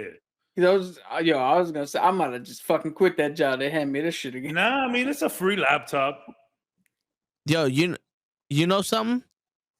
John Cena can play Superman. He just ain't gonna be very good at it. I think he's gonna be better for Peacemaker or a comedy dude or something. And on that note, Well, all right. I was asking Cat before you came back. That's stupid. I was asking Cat before you came back. Do you think that it is what I say quintessential Yes. for James Gunn to start with either Superman or Batman movie for his new universe? I would say yes, and it's because of something you said. You have to establish your version of these characters. Yes. And the biggest characters you got is Batman and Superman. Those are the That's how you establish the world. Dude, when it comes to DC, you come to see Batman and Superman, you stay to see everybody else. 100%. Okay. That's how you establish the world. 100%. So you can't do what Marvel did and start with Iron Man. Well, no, because DC has the rights to all of its characters, so it wouldn't make sense to take. Okay. Remember, they only did the Iron Man because Now- that's who they could get Now, at the time. if Henry Cavill was still playing Superman, you could start with your Iron Man. You could start with whoever you want. Yeah. Because we already have a Superman established. But again, that goes off our argument. You wouldn't like that because that plays off of what he's already done, and you didn't want him to play off of what he's already done, blah, blah, blah. So again, to answer your question, yes, they got to start with Superman or Batman. They got to set the tone. They got to establish what their version of these characters is going to be going forward. If you had to choose, like I know they said they want to go younger, but do you get a no name to be or a less popular name to be Superman, or do you go for 1,000,000%? I get a no name to be Superman. Let's put a new face out there. Christopher Reeves wasn't too big when he became Superman. At all. He became synonymous. Brandon Roth wasn't too big when they hired him to play Christopher Reeves playing Superman. He was fine. Henry Cavill literally got a career because of Superman. Yeah, wasn't Dean too big. Cain. So yeah, there's not been a single person, with maybe the exception of not what the fuck, the other guy Nicolas who played him Cage. originally. The dude on the show. Yeah, I think his last name is also Reeves, but I can't remember his first name right now. Steve Reeves, the bodybuilder. No, that dude played Hercules. Okay. But the guy who played Superman on the TV show. Oh, where Ben Affleck played him in the movie, the docuseries? Yeah. Yeah. I think Wasn't his name it also was was Chris Reeves. it was Steve Reeves, wasn't it? We can look it up. I thought Steve Reeves was the guy. George Reeves. There you go. Reeves. There you go. Steve Okay, Reeves okay. played Hercules because that was Mom's favorite actor. George Reeves played Superman. George Reeves was a known commodity when he put on the suit. Other than that, there hasn't been a known commodity to put on the suit. I'm always down to give a rookie a shot. Always down for that. It He don't, just has to have the look. it don't have to be a rookie. It could be somebody with actual acting chops. But it just don't turn around and be like, hey, Bradley Cooper or Brad Pitt, or Leonardo DiCaprio is finally showing up for like. Don't give me somebody who's a name. Don't give me somebody who we're gonna look at and go, all I see is him and not the S on his chest. And if you want to get someone who has been out of the game for a minute, maybe arrested a few times to do it, because RDJ did a great Iron Man. No. That only works because that is Because he's Iron Man. Yeah. Yeah. You can't get somebody who's been arrested so many times and be tell him to Superman. play vanilla Superman. Okay. So here's another question. What if the dude that they get to play Superman is Spanish? Okay. Or what Does he if look what like if me? what if James Gunn gets a black Superman? A black As long as it's not Michael B. Jordan, I'm fine. As long as it's not Kal-El, I'm cool. Because one of the Earths has a black Superman. No, but I'm talking about Kal-El. They just race swapped. I don't have a problem with race swapping, but I don't know why you wouldn't just automatically go to the black Superman you do have. Why would you? Damn it, Taekwon, stop. Yeah. Like why would you race swap when there's already a character you can put in? Yeah, That'd be like saying, oh, they made Hal Jordan black instead of just going with Jon Stewart. Yeah. All right, I'm just asking for the people. The people want to know. As long as it's not Michael B. Jordan, I'm fine. Yo, you know what, Cabs? Because we haven't done this in a long time. Here we go. If it's not Michael B. Jordan, I won't watch it. Yeah, you have a good time not watching it. I'm not. Fuck Michael B. Jordan. Jonathan Majors, I'll be okay with that. No, Jonathan Majors can't be in all the movies. He can't though. He's that guy. Right? He's so hot right now. He's so hot right now. He's in everything. We're gonna burn out on him so fast that when we are. Dynasty comes around, like this dude is trash. Not for nothing. He could be a good Jon Stewart. I really hope that they don't do that so we don't burn out on him as Kang for real, because he's in everything. But it would work as a Steel. Yep. He could be Jon Stewart. Yo, how about DC gets its own fucking actors, Marvel get their own fucking actors, and stop this shit of everybody being in every movie. For sure. I'm down to always put a newbie in there. You don't see Jon Stewart right there? Of course I do, but it's besides the point. I get it. All I see is the man who got inflicted on to him the exact right thing that Sylvie was supposed to do at the exact right time. And on that note, on that note, it's your friendly neighborhood knucklehead signing out. Peace, everybody. Lay, where you at? That was for you, Lay. Where's show? I know where Lay's at. Yeah, I know where Lay at. All right, fellas, I'm out of here. All right. Peace, everybody. I'll be here next week. All right.